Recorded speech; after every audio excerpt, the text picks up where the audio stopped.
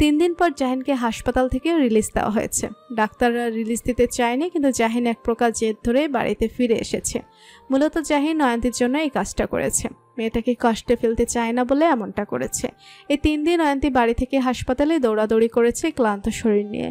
নয়ন্তী জাহিনকে তার শরীরের কন্ডিশন বুঝতে দিতে চায়নি, কিন্তু জাহিন তার বউয়ের অবস্থা ভালো করেই বুঝতে পারছে। আর এই সময় যে একটা মেয়ের শরীরের উপর দিয়ে কীরকম ধকল যায় সেটা সে ভালোই জানে। তাই বউয়ের রাগ উপেক্ষা করে সে বাড়ি চলে আসে। জাহিন আতশোয়া হয়ে পেটে হাত রেখে সোফায় বসে থাকা রাগান্বিত বউয়ের দিকে তাকিয়ে আছে।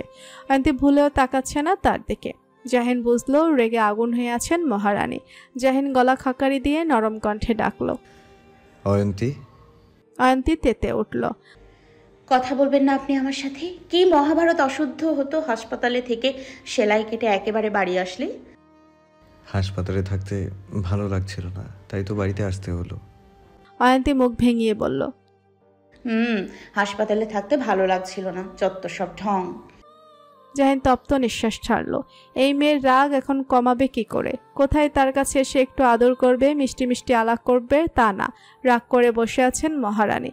মেয়ে মানুষ আসলেই ভেজাল এক প্রাণী। জাহিনের মাথায় দুষ্টু বুদ্ধি খেলে গেল।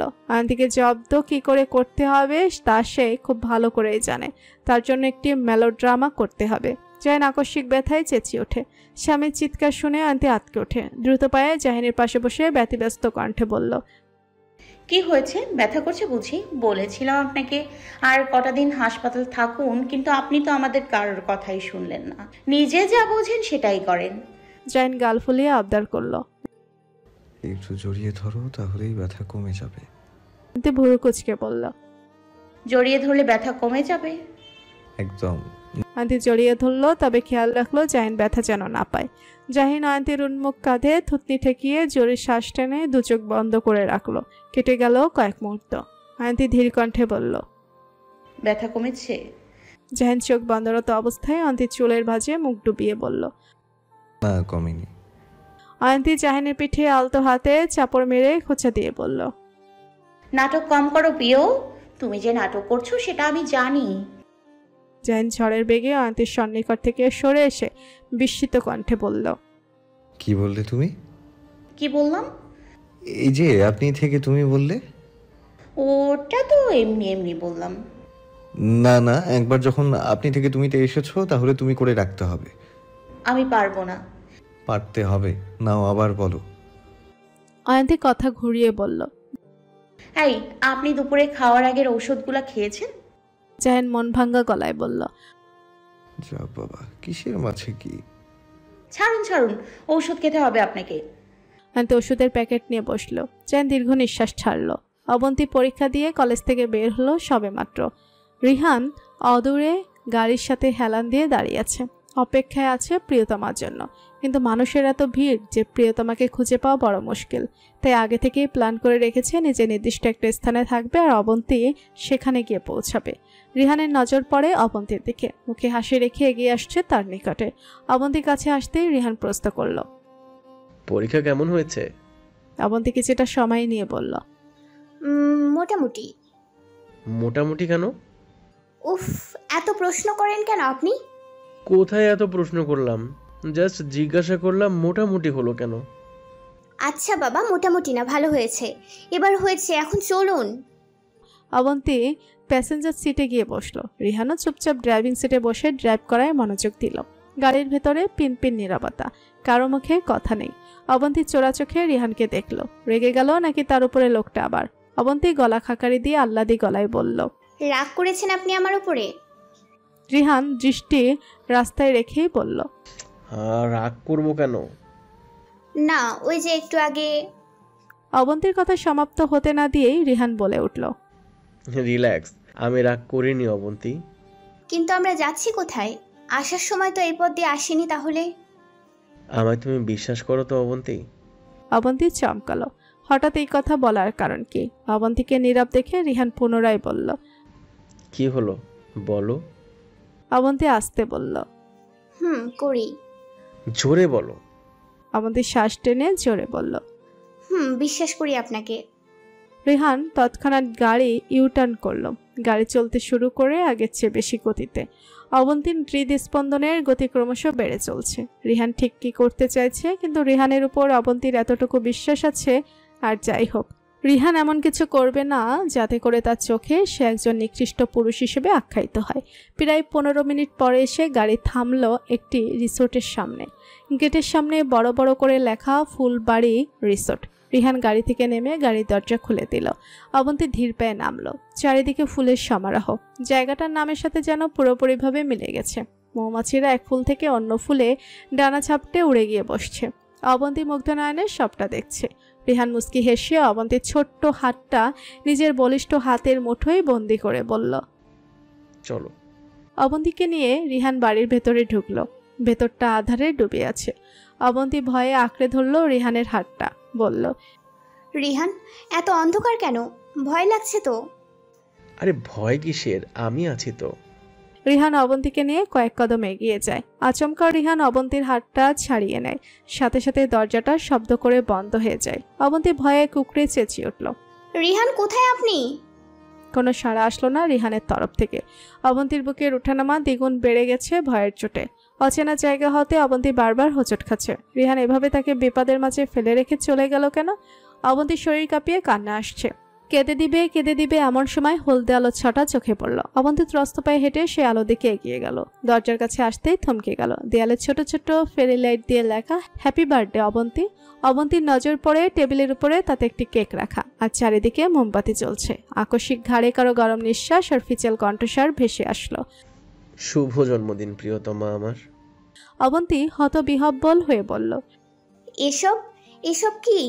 আর আমার জন্মদিন তো গতকাল চলে গেছে। জানি তো, চলো কেক কাটবে। রিহান সুইচবোর্ড টিপে পুরো রুম আলোকিত করে অবন্তীকে নিয়ে টেবিলের সামনে আসলো। প্রজাপতি শেপের একটা কেক। রিহান অবন্তীর দিকে চাকু এগিয়ে বলল। অবন্তী মৃদু হেসে কেক কেটে রিহানকে খাইয়ে দিল। নাও কাটো। রিহানও এক টুকরো কেক অবন্তীর মুখে দিয়ে বলল, এবার বলো কি গিফট চাও আমার কাছে? অবন্তী ধরা গলায় বলল, চাই না কিছু আপনার কাছে, আমি শুধু এটাই চাই আপনি সব সময় আমার পাশে থাকুন। সে তো থাকবই, সেটা তুমি চাও অথবা না চাও, তোমার আশেপাশে ছায়া সঙ্গীর মতো হয়ে আমি থাকবো। রিহান পকেট থেকে একটা লকেট বের করলো। দুটো প্রজাপতি একসাথে ডানা মেলে রেখেছে। রিহান নিজ হাতে অবন্তীর গলায় লকেটটা পরিয়ে দেয়। অবন্তী তর্জনী আর বৃদ্ধাঙ্গুল দিয়ে প্রজাপতি দুটো ছুঁয়ে দিল। রিহান খুশি খুশি গলায় বলল, পছন্দ হয়েছে? সব কিছুতে প্রজাপতি কেন? কারণ আমি চাই তুমি এই রঙিন প্রজাপতির ন্যায় খোলা নীল আকাশে দুটো ডানা মেলে মুক্তভাবে উড়ে বেড়াও, যেখানে থাকবে না কোনো সংশয়, থাকবে না কোনো ভয়, থাকবে শুধু মনের মাঝে তোমার এক রাস চঞ্চলতা। না চাইতেও অবন্তীর গালবে এক ফোঁটা জল গড়িয়ে পড়ে। রিহান প্রিয়তমার চোখের জল মুছে নরম কণ্ঠে বলল, সুখে কান্না করছো নাকি কষ্টে? যদি সুখে কান্না করো তাহলে কিছু বলবো না, কিন্তু যদি কষ্টে কান্না করো তাহলে কিন্তু আমি ভীষণ রাগান্বিত হব তোমার উপর। অবন্তীর নিচের ঠোঁট কামড়ে ধরে ভেতরে কান্নাটা আটকে রাখলো। এই কান্না সত্যি সুখের, এই কান্নায় কোনো কষ্ট নেই। অবন্তী অশ্রুসিক্ত নয়নে রিহানের পানে স্থির চোখে চেয়ে রইল। এত ভালো কেন এই মানুষটা? সব দিক থেকে এত নিখুঁত হতে হলো কেন মানুষটাকে? একটু তো খুঁত থাকা প্রয়োজন ছিল।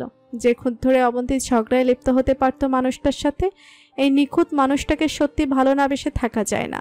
রিহান গলা খাকারি দিয়ে ঘুরিয়ে পেঁচিয়ে মুখ অন্যদিকে ফিরিয়ে বলল, কেউ চাইলে জড়িয়ে ধরতে পারে, আমি আবার বড় দয়ালু মনের মানুষ, তো আমি কিছু মনে করব না। অবন্তী ফিক করে হেসে উঠল। রিহান যে ইনডিরেক্টলি তাকে জড়িয়ে ধরতে চাইছে তা স্বচ্ছ পানির মতো পরিষ্কার। অবন্তী নিজেই 4-5 কদম এগিয়ে রিহানকে জড়িয়ে ধরে বুকে মাথা রেখে আবেশে চোখ বন্ধ করে নেয়। রিহানও প্রশান্তিময় হেসে প্রিয়তমাকে শক্ত করে জড়িয়ে ধরে। জাহিনের রাতের খাওয়া শেষ। এবার ক্ষত স্থানটা ড্রেসিং করার পালা। জাহিন বারবার বলছে সে নিজে করে নিতে পারবে, কিন্তু অয়ন্তীর এক কথা, সে করে দিবে। জাহিন অয়ন্তীর হাত থেকে তোলার প্যাকেটটা নিয়ে বলল, আমি করে নিচ্ছি, তুমি পারবে না। অয়ন্তী চোখ ছোট ছোট করে বলল, চুপচাপ তুলার প্যাকেটটা ফিরিয়ে দেন না, না হলে কিন্তু। না হলে কি? না হলে আমি আজ থেকে এই ঘরে আপনার সাথে এক বেডে থাকবো না। জাহিন অবিশ্বাস্য গলায় বলল, কোথায় থাকবে তুমি? যেখানে খুশি সেখানে। এই বাড়িতে কি আর জায়গার অভাব আছে নাকি? ব্ল্যাকমেল করছো নাকি তুমি আমাকে? ধরে নিন তাই। জাহিন হতাশার নিঃশ্বাস ছাড়ল। মানুষের মুখে আগে শুনতো বউয়ের কাছে নাকি স্বামীরা সব হাদা, আজ সেটা প্রমাণিত। জাহিন তোলার প্যাকেটটা এগিয়ে বলল, ঠিক আছে, আপনিই করে দেন ম্যাডাম। তাও এই ঘর থেকে চলে যাওয়ার দরকার নেই। আন্টি খুশি খুশি গলায় বলল, আপনার ভালোর জন্য বলছি, আমি ড্রেসিং করে দেই, কারণ জ্বালা পোড়া করলে ফু দিতে পারবো আমি। জাহিন মৃদু হাসল। আহা, কত ভালোবাসা তার জন্য। বউয়ের এত ভালোবাসা কই রাখবে সে? জায়গার অভাব পড়ে যাবে তো। জাহিন পুরো উদাম। অয়ন্তী মনোযোগ সহকারে তুলাতে ওষুধ লাগিয়ে ধীরে ধীরে জাহিনের ক্ষত স্থানটা চেপে ধরছে। জাহিন কেঁপে ওঠে। অয়ন্তী তা লক্ষ্য করে ফু দিতে দিতে সম্পূর্ণ কাজটা সম্পন্ন করল। অয়ন্তী গর্বের সহিত বলল, দেখলেন, বলেছিলেন তো পারবো না। এবার দেখেন কত সুন্দর করে ড্রেসিং করে দিলাম, নার্সদের থেকেও ভালো করে। অয়ন্তী জাহিনের দিকে তাকালো। জাহিন অনিমেষ ভঙ্গিতে চেয়ে আছে। অয়ন্তী ভ্রু নাচিয়ে বলল, কি দেখেন? জাহিন হাত বাড়িয়ে অয়ন্তীর কপালের চুলগুলা সরিয়ে ফেলল। আমার নার্স বউকে। ঠিক আছে, আর দেখতে হবে না, এবার শার্টটা পরে নিন। অয়ন্তী জাহিনকে শার্ট পরিয়ে চলে যেতে নিবে, তখনই জাহিন তার হাতে চেপে ধরে। অয়ন্তী প্রশ্নবোধক নয়নে তাকায়। কোথায় যাচ্ছ? প্লেটগুলা নিচে রেখে আসি। সকালে রাখবে। কথাটা বলে জাহিন অয়ন্তীকে জড়িয়ে ধরে শুয়ে পড়ে। অয়ন্তী শঙ্কিত গলায় বলল, ব্যথা পাবেন তো? পাবো না। দুজনে নীরব। কিয়ৎক্ষণ পর জাহিন মলিন স্বরে বলল, অয়ন্তী, আমার যদি কিছু একটা হয়ে যেত তাহলে তুমি কি করতে? অয়ন্তীর কপালে ভাঁজ পড়ল। কিছু একটা হয়ে যেত মানে? এই ধরো আমি জাহিন আর একটা শব্দ উচ্চারণ করতে পারল না। তার আগে অয়ন্তী জাহিনের ঠোঁটজোড়া নিজের অধীনে নিয়ে নেয়। জাহিন স্তম্ভিত। অয়ন্তী সরে আসলো। এই অতি অল্প সময়ের মধ্যে কি করলো এই মেয়ে? অয়ন্তী রুক্ষ কণ্ঠে বলল, আর একবার যদি এই কথাটা উচ্চারণ করেন তাহলে কিন্তু খুব খারাপ হবে। জাহিন অয়ন্তীকে শক্ত করে জড়িয়ে ধরে বলল, ঠিক আছে, আর উচ্চারণ করবো না। রাত 11:15 বাজে। নুহাস নিচ থেকে পানির বোতল ভরে নিয়ে নিজ রুমে যাওয়ার উদ্দেশ্যে পা বাড়ায়, কিন্তু মাঝপথে যারা রুমের সামনে এসে থেমে দাঁড়ায়। মনটা আকুবাকু করছে বউয়ের কাছে যাওয়ার জন্য। তাছাড়া জোয়ান একটা পলার বউ থাকা সত্ত্বেও কিভাবে বউ ছাড়া একা থাকবে? সেটা কি সম্ভব? সেটা কখনোই সম্ভব নয়। নুহাসের দ্বারাও সম্ভব নয় বউ ছাড়া থাকা। নুহাস টুক করে বউর রুমে ঢুকে পড়ল, কিন্তু তার আদরে বউটা কোথায়? ওয়াশরুমেও নেই, গেল কোথায়? তৎক্ষণাৎ যারা ব্যালকনি থেকে আসলো, হাতে ভেজা কাপড়। এত রাত পর্যন্ত কাপড় বাইরে থাকার দরুন কুয়াশায় ভিজে গেছে। নুহাসকে দেখে যারার চক্ষু চড়ক গাছ। হতবাক হয়ে চেয়ে আছে। এই লোক এত রাতে এখানে কি করছে? যারা কিছু বলার জন্য উদ্যত হতে নিবে, তৎক্ষণাৎ নুহাস বড় বড় কদম ফেলে যারার সন্নিকটে এসে যারা শীতল শরীরটা নিজের উষ্ণ বাহুডোরে এনে এক অভিনব কাজ করে বসে হতভম্ব হয়ে থাকা যারার সহিত। যারা বার কয়েকবার চোখের পাতা ঝাপটালো, আস্তে ধীরে আবাসে চোখ বন্ধ করে নিল। খসে পড়ল কাপড়গুলা নিচে। হাত দুটো জড়িয়ে ধরেছে নুহাসের গলা। যারাও নুহাসের পাগলামিতে সায় দিল। নুহাস যেন তাতে আরো পেয়ে বসেছে। যারা ছোট্ট দেহটা গিয়ে ঠেকে দেয়ালে। নুহাসের উষ্ণ বেহায়া হাতের বিচরণ বইতে শুরু করলো যারা শীতল শরীরে। নুহাস সরে আসলো। নিস্তব্ধ কক্ষে দুজনে ভারী নিঃশ্বাসের শব্দ আন্দোলিত হচ্ছে। যারা লাজুক হাসলো। নুহাসও পক্ষান্তরে হেসে পুনরায় প্রেয়সীর ঠোঁটের দিকে এগিয়ে যেতেই যারা মুখ ঘুরিয়ে নেয়। নুহাস আহত কণ্ঠে বলল, কি হলো? কেন? যারা নুহাসের চোখে চোখ রেখে বলল, বাবা শর্তের কথা ভুলে গেছো? নুহাস অসহায় হয়ে এলো। মেয়ে কবে থেকে এত শ্বশুরমশাইয়ের বাধ্য মেয়ে হলো? যারা ভুরু কুচকে বলল, কি বলতে চাইছো? আমি বাবার কথা অমান্য করি? নুহাস মুচকি হেসে যারাকে পাজা কোলে তুলে নেয়। যারা নুহাসের গলা জড়িয়ে ধরে। নুহাসের চোখে চাউনি বড্ড এলোমেলো। এই চাউনিতে যে এক পবিত্র আকাঙ্ক্ষা প্রকাশ পাচ্ছে সেটা যারা স্পষ্ট টের পাচ্ছে। আচ্ছা, এই ডাকে সে যদি সাড়া দেয় তাহলে কি খুব অন্যায় হয়ে যাবে? অবশ্যই অন্যায় হবে না। নুহাসের সম্পূর্ণ অধিকার আছে তাকে কাছে পাওয়ার, তাকে গভীরভাবে ছুঁয়ে দেওয়ার। যারা শুকনো ঢেক করল।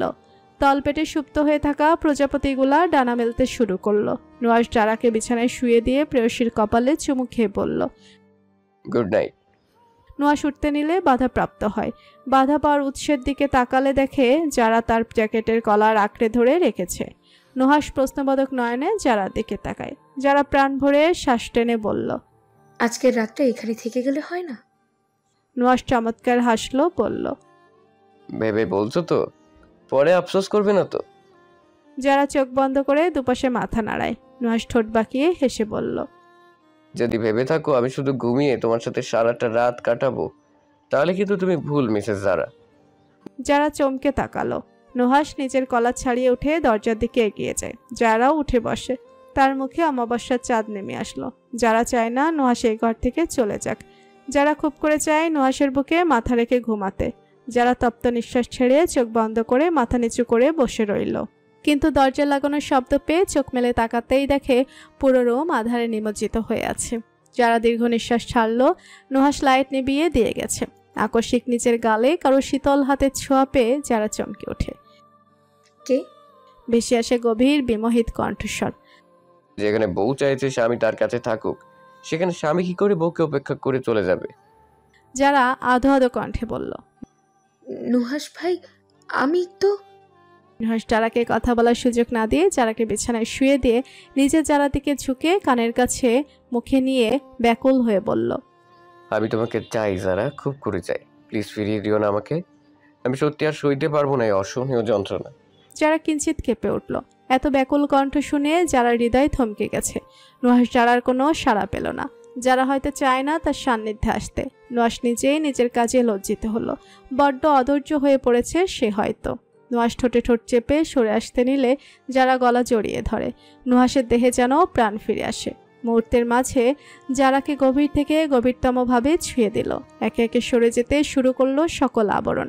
যারা সর্বাঙ্গে নুহাসের বেসামাল হাতের বিচরণ রয়ে গেছে। ক্ষণে ক্ষণে কেঁপে উঠছে যারা ছোট্ট দেহখানা। মাঝে মাঝে অস্পষ্ট স্বরে কুকড়ে উঠছে মেয়েটা। চোখের কোণায় নোনা জল।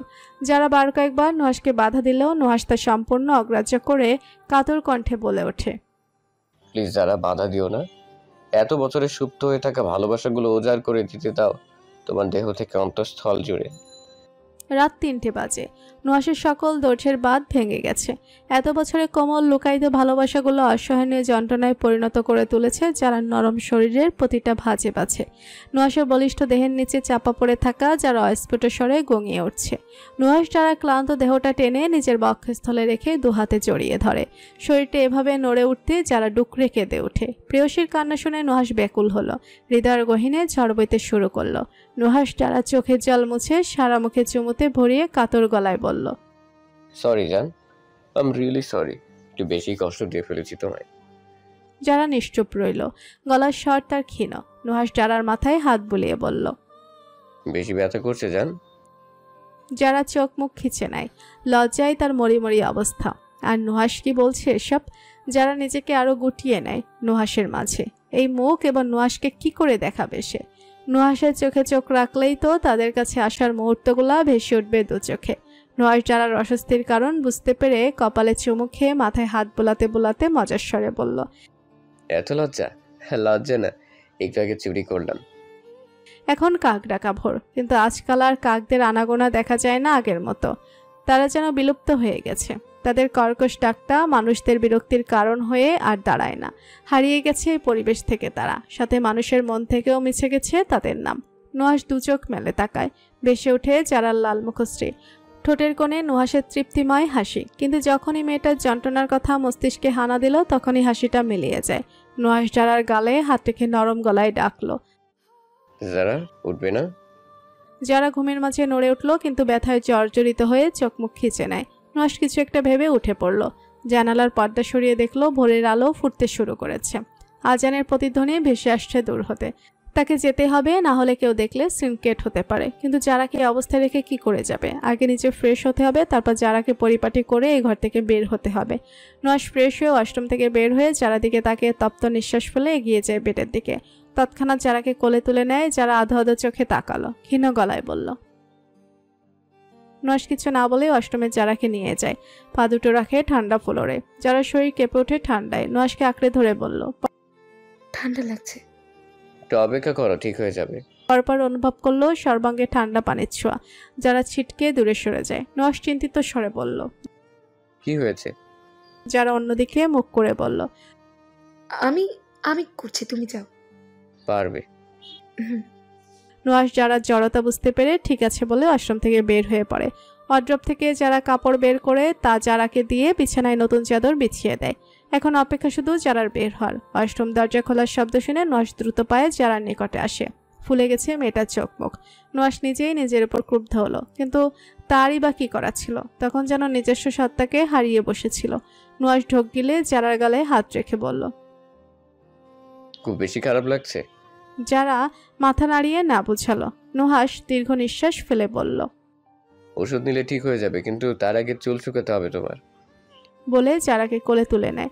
নুহাশ যারাকে বেডে বসিয়ে হেয়ার ড্রায়ার এনে চুল যত্ন সহকারে শুকিয়ে দিয়ে যারাকে বেডে শুয়ে গায়ে কম্বল টেনে যারার কপালে চুমু খেয়ে কোমল কণ্ঠে বলল, আমাকে এবার যেতে হবে, তুমি ঘুমো। নুহাশ উঠতে নিলে যারা দুর্বল হাতে নুহাশের হাত ধরে ক্ষীণ গলায় বলল, আরেকটু থাকো প্লিজ, আমি ঘুমিয়ে গেলে না হয় চলে যাও। নুহাশ মৃদু হেসে শরীরটা বিছানায় হেলিয়ে দিয়ে দুর্বলতায় ঘিরে রাখা প্রেয়সীকে নিজের বুকের সাথে গেঁথে ধরে। যারা বারবার দীর্ঘ নিঃশ্বাস ছাড়ছে।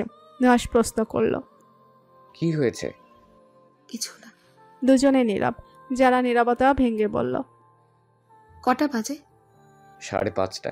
তুমি যাও এবার, কেউ দেখলে আবার এটা নিয়ে কথা উঠাবে। তুমি ঘুমাও, তারপর যাব। না না, তুমি এক্ষুনি যাবে। কিন্তু একটু আগে তো বললে তুমি ঘুমোলে তারপর যাওয়ার জন্য, তাহলে এখন কি হলো? মত পাল্টে গেছে। ঠিক আছে, আমি না হয় এখন চলে গেলে কারোর নজরে পড়বো না, কিন্তু এই দাগগুলো কি করে কারোর নজর থেকে আড়ালে রাখবে? নুহাশ কানের নিচটা আঙ্গুল ছুঁয়ে বলল। যারা পাল্টায় জবাব দিল, আজকে রুম থেকে বেরই হব না আমি। বের হলেই মাফলার দিয়ে ঢেকে রাখবো। আকস্মিক নুহাশ যারার গলায় মুখ ডুবিয়ে দেয়। নুহাশের এহনো কাণ্ডে যারা হকচকিয়ে ওঠে। পরপর অনুভব করলো নুহাশের ছোট ছোট আদরে ভরা পরশগুলা। যারা আবেশের চোখের পাতা বন্ধ করে নেয়। ভেসে আসে নুহাশের হিমশীতল গলা। তোমাকে গভীরভাবে ছোঁয়ার অনুমতি দেওয়ার জন্য ধন্যবাদ তোমায় যারা।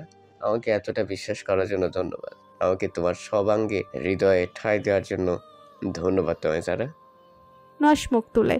যারা নুহাশের দু চোখের পাতা চুমুখে আবেগী গলায় বলল, তোমাকেও ধন্যবাদ আমার স্বামী, আমাকে এতটা ভালোবাসার জন্য।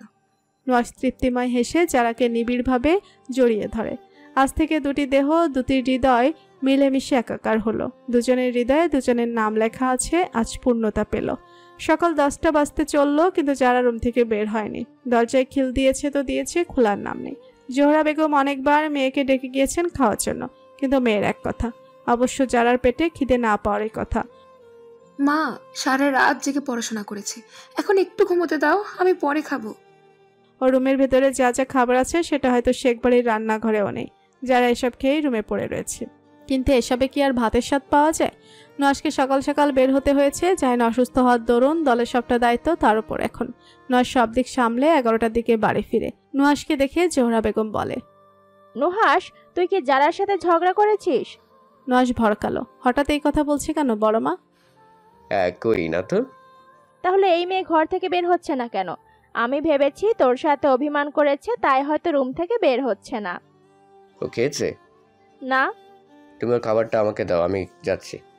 নুহাশ যারার খাবার নিয়ে দরজার সামনে এসে যারা বলে ডাক দিতে যারা দরজা খুলে দেয়। নুহাশ এক পলক যারাকে দেখে ভিতরে ঢুকে ছিটকেনি লাগিয়ে বলল, খাবে না? যারা ঠোঁট ফুলিয়ে বলল। একজন নিজ হাতে খাইয়ে দিলেই খাবো। নুহাশ চমৎকার হাসল। যারার হাত ধরে বিছানায় এনে বসিয়ে বলল, কে সেই জনটা? যারা উদাস হলো। নাম বলে চাকরি থাকবে না। নুহাশ যারার মুখে এক লোকমা বাদ দিয়ে কপট রেগে বলল, কার এত বড় সাহস যে আমার বউয়ের চাকরি খেয়ে ফেলবে? কিন্তু আমার বউটা কি চাকরি করে? যারা খাবার চিবোতে চিবোতে বলল, সিক্রেট বলা যাবে না। যারার খাওয়া শেষ, এবার ওষুধ খাওয়ার পালা। নুহাশ প্যান্টের পকেট থেকে দুপাতা ওষুধ বের করে একটি পাতা থেকে ওষুধ বের করে এগিয়ে দিল। যারা প্রশ্ন করল, এটা কি? ওষুধ। তা তো জানি, কিন্তু কিসের ঔষধ? ব্যথার। যারা চুপচাপ খেলো। নুহাশ অন্য পাতা থেকে আরেকটি ওষুধ এগিয়ে দেয়। যারা আবারও প্রশ্ন করে, এটা কিসের ঔষধ? নুহাশ থমকালো। কি উত্তর দিবে? তার একটা ভুলের জন্য যদি মেয়েটার ভবিষ্যৎ খারাপ হয়, তাহলে সত্যি নিজেকে ক্ষমা করতে পারবে না। এ মেয়ে নিজেই বাচ্চা, আর বাচ্চার দেহে যদি আরেক বাচ্চা আসে, তাহলে বিপদের উচ্চসীমায় পৌঁছাতে সময় নেবে না। মেয়েটার সামনে বোর্ড পরীক্ষা, আর সে কিনা আবেগের বশবর্তী হয়ে যারা নুহাশকে চুপ মেরে যেতে দেখে বলল, কি হলো?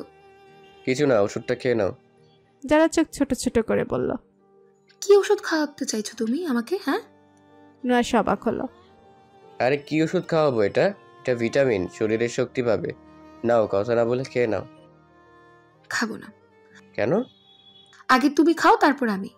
নুহাস চোখ বড় বড় করলো। কি? এতে এত চমকানোর কি আছে? তুমি বলে ভিটামিন, আর তোমারও তো শক্তির দরকার, তাই না? তাই আগে তুমি খাবে, পরে আমি। নুহাস চোখ বন্ধ করে নেয়।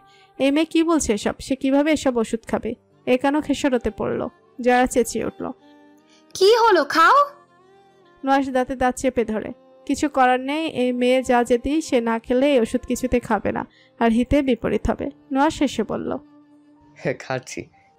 নুহাস চুপচাপ ওষুধ খেয়ে নিয়ে আরেকটা ওষুধ যারার দিকে এগিয়ে বলল। এবার তুমি খাও। যারাকে ওষুধ খাইয়ে দিয়ে নুহাস যত দ্রুত সম্ভব নিজের রুমে এসে দরজা লাগিয়ে দৌড়ে ওয়াশরুমে ঢুকে জিহ্বার নিচে রাখা ওষুধটা বেসিনে ফেলে মুখে পানি দিয়ে কুলে করলো। শেষে কিনা তাকে জন্ম নিয়ন্ত্রণের ওষুধ খেতে হলো, ভাবা যায়। যদিও বা সে খায়নি, তারপর সমান তালে কুলি করেই যাচ্ছে। প্রায় 5 মিনিট পর নুহাস ওয়াশরুম থেকে বের হয়ে ধপাস করে বিছানায় শুয়ে পড়ে। মনে মনে প্রতিজ্ঞা করে যারা সান্নিধ্যে এত সহজে আসে যাবে না। পরের বার যদি এই মেয়েকে ওষুধ খাওয়াতে গিয়ে আবার এমনটা হয়। নুহাস চোখ বন্ধ করে নেয়। তার ঘুমানোর দরকার, চোখ জ্বলছে খুব। জাহিন পাক্কা 20 দিন পর বাড়ি থেকে বের হয়েছে। সেলাই কাটা হয়েছে। সন্ধ্যা নেমেছে ধরণীতে। আপাতত ত্রিনব আর জাহিন মুখোমুখি বসে আছে। মূলত জাহিন নিজেই ত্রিনবের পার্টি অফিসে এসেছে। ত্রিনব মুখ খুলল। এখানে আসার কারণ কি? জাহিন পেপারওয়েট ঘুরানো থামিয়ে বলল। তুমি জানো, তুমি প্রথম ব্যক্তি সুস্থ হয়ে যাওয়ার সাথে আমি দেখা করতে এসেছি। তা কেন দেখা করতে এসেছেন? জাহিন গলার স্বর নিচু করে বলল। ত্রিনব হকচকালো। সারপ্রাইজ? কিসের সারপ্রাইজ? রিল্যাক্স রিল্যাক্স, এতটা অধৈর্য হলে চলে? তার আগে তো তোমাকে সমবেদনা জানানো দরকার। সমবেদনা? কিসের সমবেদনা? এই যে তুমি প্ল্যান করে আমাকে ছুরি মারলে একজন নাবালক ছেলেকে দিয়ে, অথচ দেখো আমি না মরে তোমার সামনে সশরীরে উপস্থিত। এতে কি সমবেদনা জানানোর প্রয়োজন নয় তোমাকে? ত্রিনব চমকে উঠল, কথা আটকে আসলো। কি যাতা বলছেন? আমি কেন আপনাকে মারতে যাব? জাহিন সশব্দে হাসলো, বলল। তোমার এই আটকে আসা গলার স্বরই তো বলে দিচ্ছে তুমি কি করতে চেয়েছিলে। ত্রিনব তড়াক করে উঠে চেঁচালো। আপনি আমার উপর মিথ্যা অভিযোগ আনছেন। আরে উত্তেজিত হচ্ছ কেন? Please sit. এভাবে উত্তেজিত হলে শরীর খারাপ করবে তো, বোকা ছেলে। আচ্ছা ওইসব কথা বাদ।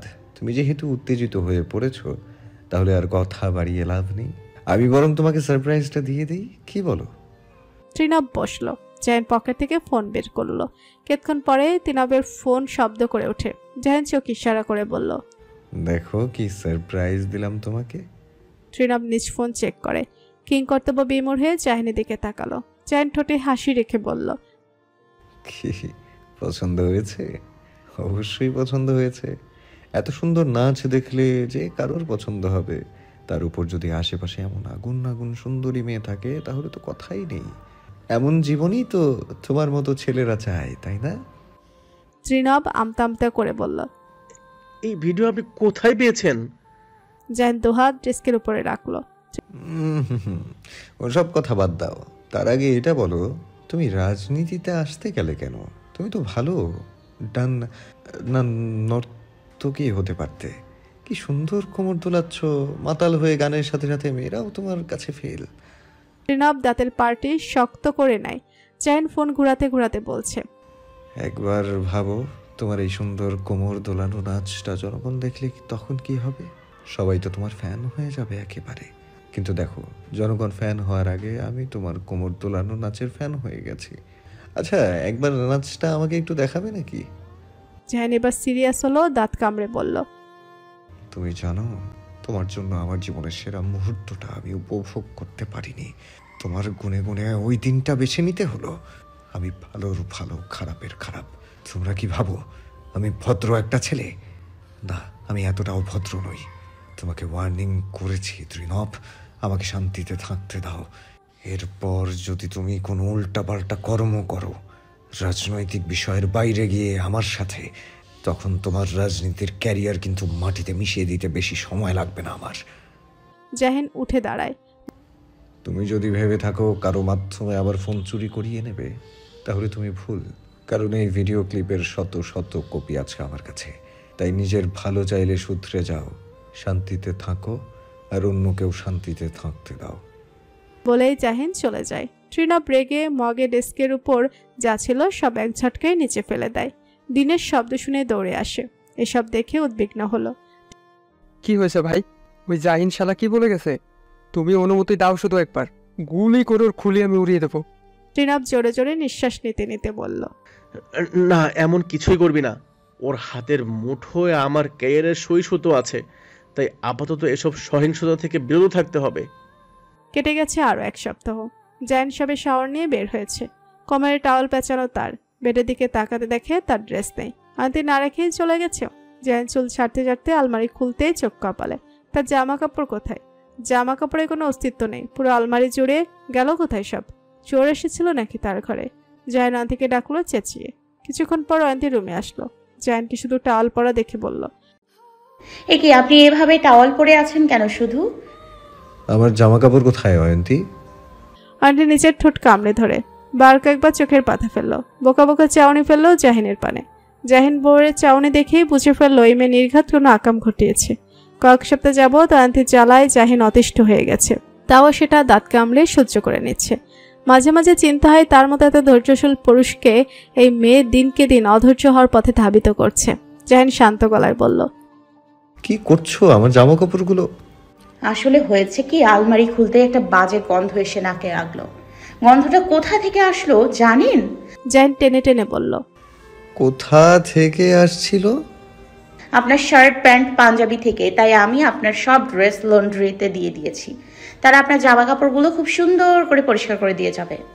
জাহিন নির্বাক। সে কথা বলার ভাষা হারিয়ে ফেলেছে। এমনি কি শুরু করেছে? তাকে পাগল বানিয়ে ছাড়বে দেখা যায়। জাহিন রাগ দেখাতে গিয়েও রাগ দেখালো না অয়ন্তীর উপরে। রাগটা সংযত করলো। জাহিনকে চুপ করে যেতে দেখে অয়ন্তী বলল, ভালো করিনি এমন দুর্গন্ধযুক্ত কাপড়গুলো লন্ড্রিতে দিয়ে। জাহিন হেসে উঠল। পাগলের মতো হাসতে হাসতে বলল, খুব ভালো করেছো, আর তার জন্য তোমাকে অনেক ধন্যবাদ। এবার আরেকটা ভালো কাজ করে দাও। কি কাজ? সব জামা কাপড় তো লন্ড্রিতে দিয়ে দিয়েছো। এবার জিহান অথবা নুহাসের কাছ থেকে আমার জন্য একটা শার্ট আর একটা প্যান্ট নিয়ে আসো। কেন? আপনার শার্ট প্যান্ট আছে তো। আছে বুঝি? তা কোথায়? আন্টি ওয়ার্ড্রপ খুলে শার্ট প্যান্ট বের করে বলল। এই যে। জাহিন দীর্ঘ নিঃশ্বাস ফেলে বিড়বিড়িয়ে উঠল। বাঁচা গেল। জাহিন শার্ট প্যান্ট পরে ফিটফাট হলো। আন্টি ঘুরে ফিরে স্বামীকে দেখতে দেখতে বলল, কোথায় যাচ্ছেন এত সাজুগুজু করে? জাহিন সুরে সুরে বলল, দু চোখ যেখানে যায় সেখানে। অয়ন্তী নিজের পেটে হাত রেখে অভিযোগের স্বরে বলল, শুনেছিস তোর বাবার কথা? ওনার দু চোখ যেখানে যায় সেখানে চলে যাবেন নাকি? জাহিন হেসে হেসে বলল, দেখি সে কি বলছে তোমার অভিযোগ শুনে। জাহিন অয়ন্তীর কাছে এসে হাঁটু ভেঙে বসে অয়ন্তীর পেটে কান পাতল। কিছুক্ষণ চুপ থেকে জাহিনকে বলল, তোমার মাকে কানে কানে বলে দিও তো বাবা, যাতে এমন উদ্ভট উদ্ভট কাজ করা থেকে সে বিরত থাকে যেন। অয়ন্তী তেতে উঠল। কি আমি উদ্ভট উদ্ভট কাজ করি? জাহিন দাঁড়িয়ে অধৈর্য গলায় বলল, এই না না, আমি তো মজা করেছি। আমি বরং আসি, আমার দেরি হয়ে যাচ্ছে। বলে অয়ন্তীর কপালে চুমু খেয়ে দৌড়। জাহিন জানে এবার অয়ন্তী একা একা এই নিয়ে সারাক্ষণ বকবক করবে। যখন সে বাড়ি আসবে তখন অভিমান করে দূরে দূরে থাকবে তার থেকে। এই অভিমান ভাঙাতে অবশ্য জাহিনকে কিছু না কিছু নিয়ে আসতে হয় অয়ন্তীর জন্য। কিন্তু এতে জাহিন বিরক্ত হয় না, বরং ভালোই লাগে। ভালোবাসার মানুষটার পাগলামিগুলো। এই পাগলামিগুলো সহ্য করা তো তার জন্য কিছুই না, যেটা অয়ন্তী হাজার গুণ যন্ত্রণা সহ্য করে তাকে দিতে চলেছে। মাঝে মাঝে রাতে যখন অয়ন্তী গভীর ঘুমে থাকে তখন জাহিনের মাথায় চিন্তা ভর করে, এটা ভেবে বাচ্চা প্রসবের সময় অয়ন্তীর কিছু হয়ে যাবে না তো। পরক্ষণে এমন অশুভ চিন্তা করার জন্য নিজেকে নিজেই হাজারটা গালি দেয়। সবকিছু ভালো হবে, কোনো কিছু খারাপ হবে না তার সাথে, তার গোটা পরিবারের সাথে। জাহিন আর কাইফ মুখোমুখি বসে জিজ্ঞাসাবাদ রুমে। কাইফের হ্যান্ডকাপ পরানো, হাত দুটো টেবিলের উপর। সারাপ থানার এসআই হওয়াতে জাহিনের জন্য সুবিধা হয়েছে কাইফের সাথে নিবিড়ভাবে কথা বলার। জাহিন প্রশ্ন করল, কেমন আছিস? কাইফ নাক মুখ কুচকে বলে, দেখতে পাচ্ছ না কেমন আছি? আর এখানে এসেছো কেন? মজা দেখতে? জাহিন নৈশব্দে হাসল। মজা দেখতে আসিনি, তোর কাছ থেকে আমার কিছু প্রশ্নের উত্তর চাই। কাইফ ভুরু কুচকে নেয়। প্রশ্নের উত্তর? কিসের উত্তর? জাহিন ঠান্ডা গলায় বলল, কেন করলি এমনটা তুই? আমার বিশ্বাস কেন ভাঙলি এভাবে? কিসের প্রতিশোধ নিলি তুই খলিল তালুকদারের সাথে হাত মিলিয়ে, ফাউন্ডেশনে আগুন ধরিয়ে আর হয়ন্তীকে কিডন্যাপ করে? কায়েব মাথা নিচু করে নীরব রইল কিছু সময়। চোয়াল শক্ত রেখে জাহিনের দিকে চেয়ে বলল, জানতে চাও কিসের প্রতিশোধ নিতে চেয়েছিলাম তোমার কাছ থেকে? জানতে চাই, জানার জন্য এখানে আসা। কায়েব কিরমির করে বলল, আমার বাবার মৃত্যুর প্রতিশোধ নিতে। জাহিন অবাক হলো। তোর বাবার মৃত্যুর প্রতিশোধ নিতে মানে? ভুলে গেলে এর মাঝে 2.5 বছর আগের সেই ঘটনা, যেখানে একজন মধ্যবয়স্ক লোককে চুরির দায়ে এতটাই হেনস্থ করা হয়েছিল, যিনি তা সহ্য করতে না পেরে আত্মহত্যার পথ বেছে নেন। আমি সেই মানুষটার ছেলে, যাকে তুমি অনাথ করে নিয়েছ। জাহিন বিস্মিত হলো। কি বলছিস এসব? প্লিজ এবার এটা বলো না যে তুমি কিছুই জানো না। জাহিন অতীত স্মৃতিচারণ করলো। হ্যাঁ, এমন একটা ঘটনা ঘটেছিল অতীতে, কিন্তু এতে তার কোনো হাত নেই। তাহলে কায়েব তাকে দোষারোপ করছে কেন? লোকটা কে? চোরের দায়ে জনগণ হাতে নাতে ধরেছিল, আর সেই সময় দলের সকলে সেই পথ দিয়ে যাচ্ছিল। তখন বিষয়টা খতিয়ে দেখার পর জাহিন শুধু এটাই বলে এসেছিল জনগণকে, আপনারা 10 জনে যা ভালো বুঝেন তাই করেন। এতটুকুই ছিল। কিন্তু তারপর কি হয়েছে সেটা জাহিন কোনাক্ষরেও জানে না। আজ এত বছর পর এ জের ধরে কায়েব প্রতিশোধ নিতে এসেছে তার কাছ থেকে। জাহিন ভেবেই দীর্ঘ নিঃশ্বাস ছাড়ল। কায়েব বলল, মনে পড়েছে এবার, নাকি এই তুচ্ছ ঘটনাটা তোমার মস্তিষ্কে নেই? তুই আমাকে ভুল বুঝছিস কাইফ। আমি তো... কায়েব চেঁচিয়ে বলল, ভুল বুঝছি না আমি। তুমি যদি ওই সময় একটা বিহিত করে আসতে, তাহলে এমনটা হতো না। আর আমার বাবা চোর নয়, আমার বাবাকে মিথ্যে অপবাদ দেওয়া হয়েছিল। বিশ্বাস কর, আমি যদি জানতাম ওনার সাথে ওরা এতটা দুর্ব্যবহার করবে, তাহলে আমি সবটা ঠিক করে আসতাম ওখান থেকে। কায়েব তাচ্ছিল্যময় হেসে ওঠে। আজ তোমার এই হটকারিতার জন্য আমি এতিম। আমার বাবা ওই সময় কতটা অসহায় ছিল সেটা বুঝতে পারছো তুমি? ওই সময় উনি ছেলেকে কাছে পাননি, কারণ ছেলে যে শহরে ছিল না। যখন ছেলে শহরে ফিরে আসলো, তখন ঘরে ঢুকে দেখলো তার বাবার নির্জীব দেহটা ফ্যানের সাথে ঝুলছে। বুঝতে পারছো ছেলের মনে কেমন ঝড় বইছিল তখন? এরপর শুরু হলো আমার জীবনের নতুন অধ্যায়, তোমার থেকে আমার বাবার মৃত্যুর প্রতিশোধ নেওয়া। আগে তোমার শত্রু খলিল তালুকদারের সাথে হাত মিলাই, তারপর তোমাদের বাড়ির ড্রাইভার হয়ে তোমাদের বাড়িতে ঢুকি। শুরু হয় তোমাদের সকলের বিশ্বাস জয় করা, আর আমি সেই বিশ্বাসটা জিতেও নিয়েছিলাম। কিন্তু ওই দিন ফোনটা গাড়িতে রেখে যাওয়াটাই আমার কাল ছিল। আর তখনই খলিল তালুকদার ফোন করে, আর তুমি ধরে ফেললে আমাকে, আর পরেই আমায় কিডন্যাপ করে নিলে। আমার ভবিষ্যতের সাজানো সকল গেম তুমি নষ্ট করে দিলে। সবে প্রতিশোধ নেওয়া শুরু করেছিলাম, কিন্তু সবটা নষ্ট করে দিল। যার নির্বাক হয়ে তাকিয়ে রইল। এই একটা ভুলের জন্য কায়েব এতটা প্রতিশোধ পরায়ণ হয়ে উঠেছে, কিন্তু এটা সত্যি তার কোনো দোষ নেই এতে। কায়েব তাকে ভুল বুঝছে। জাহিন কিছু বলতে নিবে, তখনই সারাপ আর একজন কনস্টেবল এসে ঢুকে। সারাপ বলল, ভাই সময় শেষ। জাহিন ভরাট গলায় কায়েবকে বলল, আমি বুঝতে পারছি কাইফ তোর ব্যথাটা, কিন্তু তুই আমাকে ভুল বুঝে সব আউল ফাউল কাজে লিপ্ত হয়েছিলি। তোর বাবার মৃত্যুতে আমি সত্যি ব্যথিত, কিন্তু এর জন্য আমি দায়ী নই। সেটা তুই যতই আমাকে দায়ী করিস না কেন, আমি এর প্রতিবাদ করব। আর তুই না জেনে না বুঝে প্রতিশোধের আগুনে জ্বলছিস। কায়েব টু শব্দটা করলো না, এক নজরে টেবিলে তাকিয়েছে। চোখ মুখ অন্য কথা বলছে। কায়েবের যেটা ভয়ঙ্কর রূপ নিতে চলেছে। জাহিন বলল, আসি। সারাপ ইশারায় কনস্টেবলকে বলল কায়েবকে নিয়ে যেতে। কনস্টেবল এসে কায়েবের বাহু ধরে দাঁড় করাতে কায়েব এক দুঃসাহসিক কাজ করে বসে। কনস্টেবলের কোমরে গুজে রাখা রিভলভারটা হাতে নিয়ে জাহিনের দিকে তাক করে রেগে বলল, আমার আগে এই কাজটা করা উচিত ছিল, তোকে এই দুনিয়া থেকে সরিয়ে দেওয়া। কিন্তু আমি ভুল করেছিলাম। ভেবেছিলাম তোকে ধীরে ধীরে কষ্ট দিয়ে মারব, কিন্তু সেটা হলো না। তাই আজকেই তোর জীবন সমাপ্ত করব আমি। উল্টো দিকে সারাপ রিভলভার কায়েবের দিকে তাক করে বলল, কাইফ ভুল কিছু করিস না, তাহলে কিন্তু তোরই ক্ষতি, তোর শাস্তি আরো দ্বিগুণ হবে। কায়েব চেঁচিয়ে বলল, হোক শাস্তি, তাও ওকে আমি মেরেই ছাড়ব।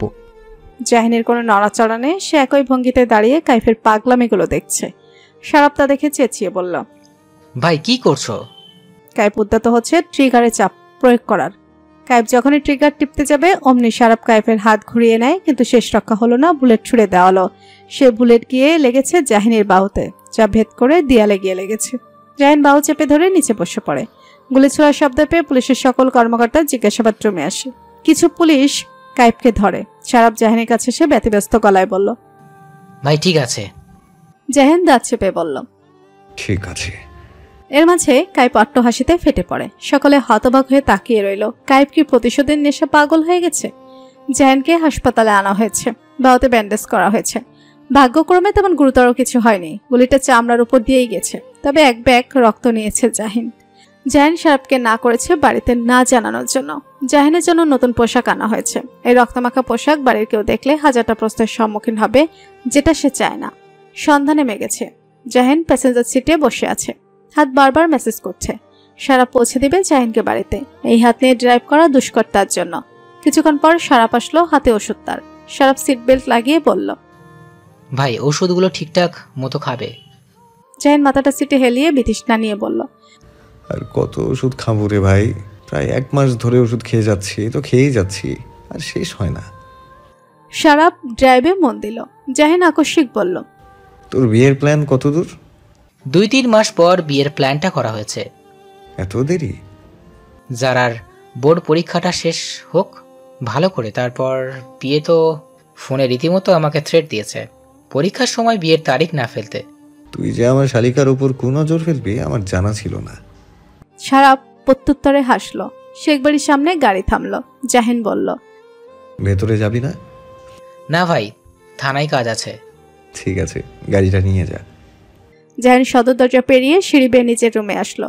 রুমে ঢুকতেই দেখে অয়ন্তী আপন মনে কেক খাচ্ছে। মেয়েটা আগের তুলনায় একটু বেশি খাওয়া দাওয়া করে, যার দারুণ গুলুমুলু হতে শুরু করেছে।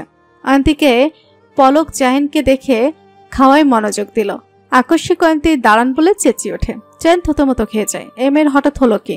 অয়ন্তী উঠে জাহিনের সামনে এসে দাঁড়ায়। জাহিন অয়ন্তীর ভাগভঙ্গি দেখে সংশয় নিয়ে বলল, কি হয়েছে? অয়ন্তী উত্তর দিল না, বরং সে বুকের উপর দুহাত বেঁধে জাহিনের চারপাশে চক্কর কাটলো 2-1 বার। অয়ন্তী চোখ ছোট করে শক্ত কণ্ঠে প্রশ্ন করলো, আপনার পোশাক পরিবর্তন হলো কি করে? বেরিয়েছিলেন তো অন্য পোশাকে। জাহিন ঢোক গিলল। অয়ন্তী যেটা লক্ষ্য করতে পারে মাথায় আসেনি। এবার কি বলবে? একটা মিথ্যে বললে তো 1000টা মিথ্যে বলতে হবে, আর যেটা সে বড্ড আনাড়ে। অন্যভাবে সামাল দিতে হবে ব্যাপারটা। অয়ন্তী সন্ধিয়ান গলায় বলল, কোথায় গিয়েছিলেন আপনি? কোথায় যাব? পার্টি অফিসেই গিয়েছিলাম। অয়ন্তী ভুরু কুচকে নিল। সত্যি বলছেন? জাহিন নিজের গুরুগম্ভীর রূপে ফিরে এলো। তুমি কি আমাকে সন্দেহ করছো অয়ন্তী? অয়ন্তী ভরকালো। মানে? এই যে এটা ভেবে হয়তো সন্দেহ করতে পারো, কোনোভাবে কোনো মেয়ের সাথে আমি হয়তো। অয়ন্তী তেতে উঠল। কি বলছেন? আমি এমনটা কখনো ভাবিনি আপনার সম্পর্কে। সত্যি ভাবুনি কোনোদিনও? অয়ন্তী জাহিনকে শক্ত হাতে জড়িয়ে ধরে ক্ষীণ স্বরে বলল, আপনাকে সন্দেহ করা আমার সাধ্যে নেই নেতামশাই। জাহিন হাসলো। সেটা ইচ্ছে করে বলেছে যাতে অয়ন্তীর মনটা অন্যদিকে ঘোরাতে পারে। জাহিনও বউকে জড়িয়ে ধরে বলে, জানি তো আমার বউ আমাকে সন্দেহ করতেই পারে না, আমি তো একটু মজা করলাম। অয়ন্তী রেগে মেগে জাহিনের পিঠে কিল মেরে বলল, শয়তান পুরুষ মানুষ। ঠিক আছে ছাড়েন এবার মিসেস, ফ্রেশ হয়ে আসি। আরেকটা কথা, পার্টি অফিসে আমার এক্সট্রা পোশাক থাকে, ওখান থেকেই নতুন পোশাক পরেছি, কারণ গায়ে পানি পড়ে গিয়েছিল, বুঝলেন? অয়ন্তী সরে এলো। বুঝেছি। জাহিন চলে গেল ফ্রেশ হতে। অয়ন্তীও বেডে গিয়ে বসে। Jahin full sleeve T shirt পরেছে, যাতে অয়ন্তীর চোখে না পড়ে তার হাতের ব্যান্ডেজটা। এই দুর্ঘটনাটা সে আজীবন গোপন রাখবে। জাহিন ফ্রেশ হয়ে অয়ন্তীর সামনাসামনি বসে। অয়ন্তী 1 চামচ কেকে গিয়ে বলল, খাবেন? না তুমি খাও। ঠিক আছে, না খেয়ে আর কি করার, তবে মজা আছে কেকটা। অয়ন্তী আপন মনে কেক খাচ্ছে। জাহিন মুগ্ধ নয়নে দেখছে তার অনাগত সন্তানের মাকে। অয়ন্তী মুখ তুলে ভুরু নাচিয়ে বলল, এভাবে কি দেখছেন? সাবধান করে দিচ্ছি আমি, যদি আমার পেট ব্যথা করে তাহলে কিন্তু খবর আছে আপনার। অয়ন্তীর ঠোঁটের পাশে ক্রিম লেগেছে। জাহিন হাত বাড়িয়ে মুছতে নিলে থেমে যায়। তার পরিবর্তে হুট করে অয়ন্তীর অধরে চমকে সরে এসে জিহ্বা দ্বারা নিজের ঠোঁট ভিজিয়ে বলল, ভারী মজা তো কেকটা। অয়ন্তী এখনো হতবিহ্বল হয়ে তাকিয়ে। জাহিন তাকায় অয়ন্তীর দিকে। অয়ন্তী চামচ দিয়ে নিজের ঠোঁটে ক্রিম লাগিয়ে ঠোঁট ফুলিয়ে বলল, নিন আর একটু খান তাহলে। জাহিন নৈশব্দে হেসে অয়ন্তীর দিকে এগিয়ে যেতে অয়ন্তী জিহ্বা দ্বারা ঠোঁটের ক্রিম মুছে বলল, শখ কত কেক খাওয়ার। জাহিন নির্বাক। অয়ন্তী তাকে ধোকা দিল এভাবে? ধোকা দেওয়ার জন্য তো একটু আধটু শাস্তি দেওয়াই যেতে পারে। জাহিন কেকের প্লেটটা সরিয়ে দেয়। কি হলো, সরিয়ে ফেললেন কেন? আমি খাবো তো। জাহিন বাঁকা হাসলো। খাবে তো, তবে কেক নয়, অন্য এক মধুময় সুধা। মানে? জাহিন অয়ন্তীর কথাই পাত্তা না দিয়ে অয়ন্তীর বাহু ধরে অয়ন্তীকে শুয়ে দেয়। অয়ন্তী বড় বড় চোখে তাকিয়ে। জাহিন নিরেট গলায় বলল, প্রায় 1 মাস উপবাসে ছিলাম, এবার উপবাসটা ভাঙা দরকার, না হলে শুকিয়ে যাব আমি। বলেই নিজ কাজে লিপ্ত হলো। জাহিন ভালোবাসার পরশে ছুঁয়ে দিচ্ছে প্রিয়তম স্ত্রীর অধৈর্যরা। অয়ন্তী আবেশে চোখ বন্ধ করে জাহিনের চুল আঁকড়ে ধরে। প্রায় 1 মাস পর স্বামীকে কাছে পেয়েছে অয়ন্তী। জাহিনের ছোঁয়াগুলো এখনো অয়ন্তীকে ভেতর থেকে দুর্বল করে তোলে বারবার। জাহিন অয়ন্তীর গলা মুখ ডুবিয়ে অয়ন্তীর কানের লতিতে চুমু করে ক্ষীণ গলায় বলল, অয়ন্তী, আমার কিন্তু একটা ছোট্ট রাজকন্যা চাই। যদি রাজপুত্র হয়? জাহিন মুখ তুলে তাকায়। যেই আসুক সে যেন সুস্থভাবে আসে। তাহলে বললেন কেন রাজকন্যা চাই? এটা তো আমার ইচ্ছের কথা বললাম। ও। জাহিন উঠে বসে কেকের প্লেটটা এগিয়ে বলল, নাও এবার কেকটা খাও। খাবো না আর। খাবে না? তাহলে আমি খাই। যারার বোর্ড পরীক্ষা শুরু আজ থেকে। শেষের 20 দিন যারা কোনো দিক বেদিক না তাকিয়ে ধুমসে পড়েছে। মাঝে মাঝে নুহাস যারাকে পড়া বুঝিয়ে দেওয়ার নাম ধরে যারার কাছে পিঠে থাকতো। সেটা সকলে বুঝতো, কিন্তু কেউ কিছু বলতো না, এমনকি আজমল শেখো না। যারা যখন খুব খুব মনোযোগ সহকারে পড়তো তখন নুহাস যারার গালে চুমু খেয়ে যেত। যারা তেমন পাত্তা দিত না, কিন্তু নুহাস যখন অতিরিক্ত টর্চার করত যারা তখন রেগে নুহাসের দিকে তাকাতো। নুহাস তখন অপরাধীদের মতো বলতো, আচ্ছা আচ্ছা আর করবো না, প্রমিস। কিন্তু নিজের কথা রাখতে পারতো না, বারবার একই কাজ করতো। আর যারা সহ্য না করে নুহাসকে নিজের রুম থেকে বের করে দিত। যারার মতে আগে পড়াশোনা, তারপর স্বামী নামক এই অদ্ভুত প্রাণীটি। যারাকে হলে পৌঁছে দিবে নুহাস। স্বামী, চাচু, বাবা, ভাই সকলে যারাকে পৌঁছে দিতে চেয়েছিল হলে, কিন্তু যারা মানা করলো। পরীক্ষা দিবে সে একা, আর এত মানুষ গিয়ে কি লাভ তার চেয়ে ভালো তার সাথে একজন যাক। তাই সকলে ঠিক নুহাসকেই বরং যারাকে পৌঁছে দিল। যারা সকলের কাছ থেকে দোয়া নিয়ে বেরিয়ে পড়ল পরীক্ষা দিতে। জোহরা বেগম মেয়েকে পায়েস খাইয়ে মেয়ের গায়ে মাথায় দোয়ার দরুদ পড়ে ফু দিয়ে দিয়েছেন। এটা জোহরা বেগমের অভ্যাস। গাড়ি এসেছে থামে কলেজের সামনে। যারার একটু একটু ভয় লাগছে। নুহাস নিজের সিট বেল্ট খুলে যারারটা খুলে দিল। যারার ভয়ের তো মুখ দেখে বলল, কি হয়েছে, টেনশন লাগছে? যারা এক ঢোক পানি খেয়ে বলল, বলছিলাম তোমার ভয় হয়নি পরীক্ষার দিন? দেখো আমার বুকটা কিভাবে লাফাচ্ছে। নুহাস আশ্বাস দিয়ে বলে, ভয় পাওয়ার মতো কিছু হয়নি। ঠান্ডা মাথায় পরীক্ষা দিবে, আগে যেগুলো পারো সেগুলো দিবে, তাতেই হবে। একবার প্রশ্ন হাতে পেয়ে ভয় মিলিয়ে যাবে। যারা মাথা নাড়ালো। নুহাস যারা কপালে ঠোঁট ছুঁয়ে বলল, চলো গেট পর্যন্ত এগিয়ে দেই।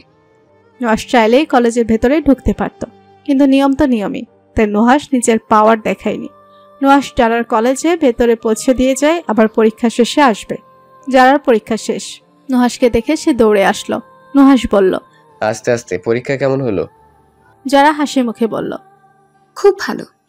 আলহামদুলিল্লাহ, ভালো হলেই ভালো। এবার চলো, বাড়ির সবাই টেনশনে মরে যাচ্ছে। যাবো, তার আগে চিপস কিনে দাও। গাড়িতে বসো, নিয়ে আসছি। নুহাস চিপস এনে যারার হাতে তুলে গাড়ি স্টার্ট দিল। বসন্ত এসে গেছে। শীতের আমেজ কাটিয়ে ঋতুরাজ বসন্তের আগমন ঘটেছে। পরিবেশ যেভাবে ঋতুরাজ বসন্তে সেজেছে, তেমনি শেখবাড়ি নতুন রূপে সেজেছে। শেখবাড়িতে বিয়ের ধুম লেগেছে। দুটো বিয়ে একসাথে হতে চলেছে। এক রিহান অবন্তী, 2 শারাফ লেজার। রেহান অবন্তীর বিয়ের কোনো প্ল্যান ছিল না, হঠাৎ করে সবটা কিভাবে যেন হয়ে গেছে। এ তো সেদিন রিহান ধুম করে হাটে হাড়ি ভেঙে বসে। অয়ন্তীর পুরো পরিবার শেখবাড়িতে এসেছিল অয়ন্তীকে দেখতে। তখন রিহান ভরা মজলিসে অবন্তীর হাত ধরে বুক ফুলিয়ে দুজনের সম্পর্কের কথা জানিয়ে দেয়। সকলে স্থির চোখে রিহান অবন্তীর দিকে কিয়ৎক্ষণ তাকিয়ে আবারও নিজেদের কথায় মশগুল হয়। পরিবারের সকলে ভাবমূর্তি দেখে রিহান অবন্তী তাজ্জব বনে যায়। তাদের এই সম্পর্কে বিষয়টা যেন কারো মনে দাগ কাটেনি।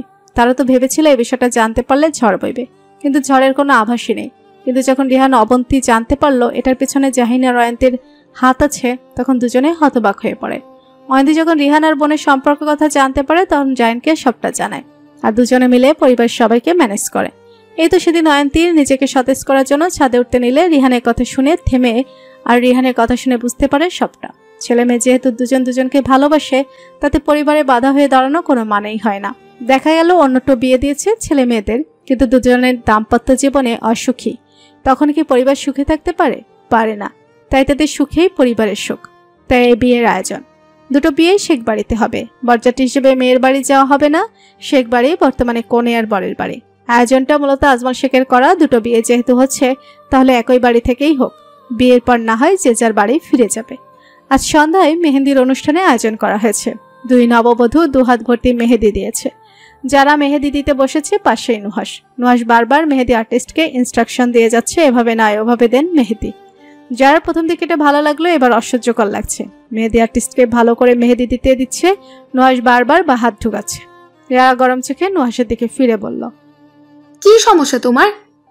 নুহাস ভাবলেশীন হয়ে বলল, আমার আবার কি সমস্যা হবে? তাহলে কানের করে এসে এভাবে ভ্যান ভ্যান করছো কেন? ও আমি দেখবো না আমার বউয়ের মসৃণ দুটো হাতে কেমন ডিজাইনের মেহেদি দিচ্ছে? না, দেখবে না। কেন দেখবো না? যারা নাক ফুলিয়ে ফুস করে শ্বাস ফেলল।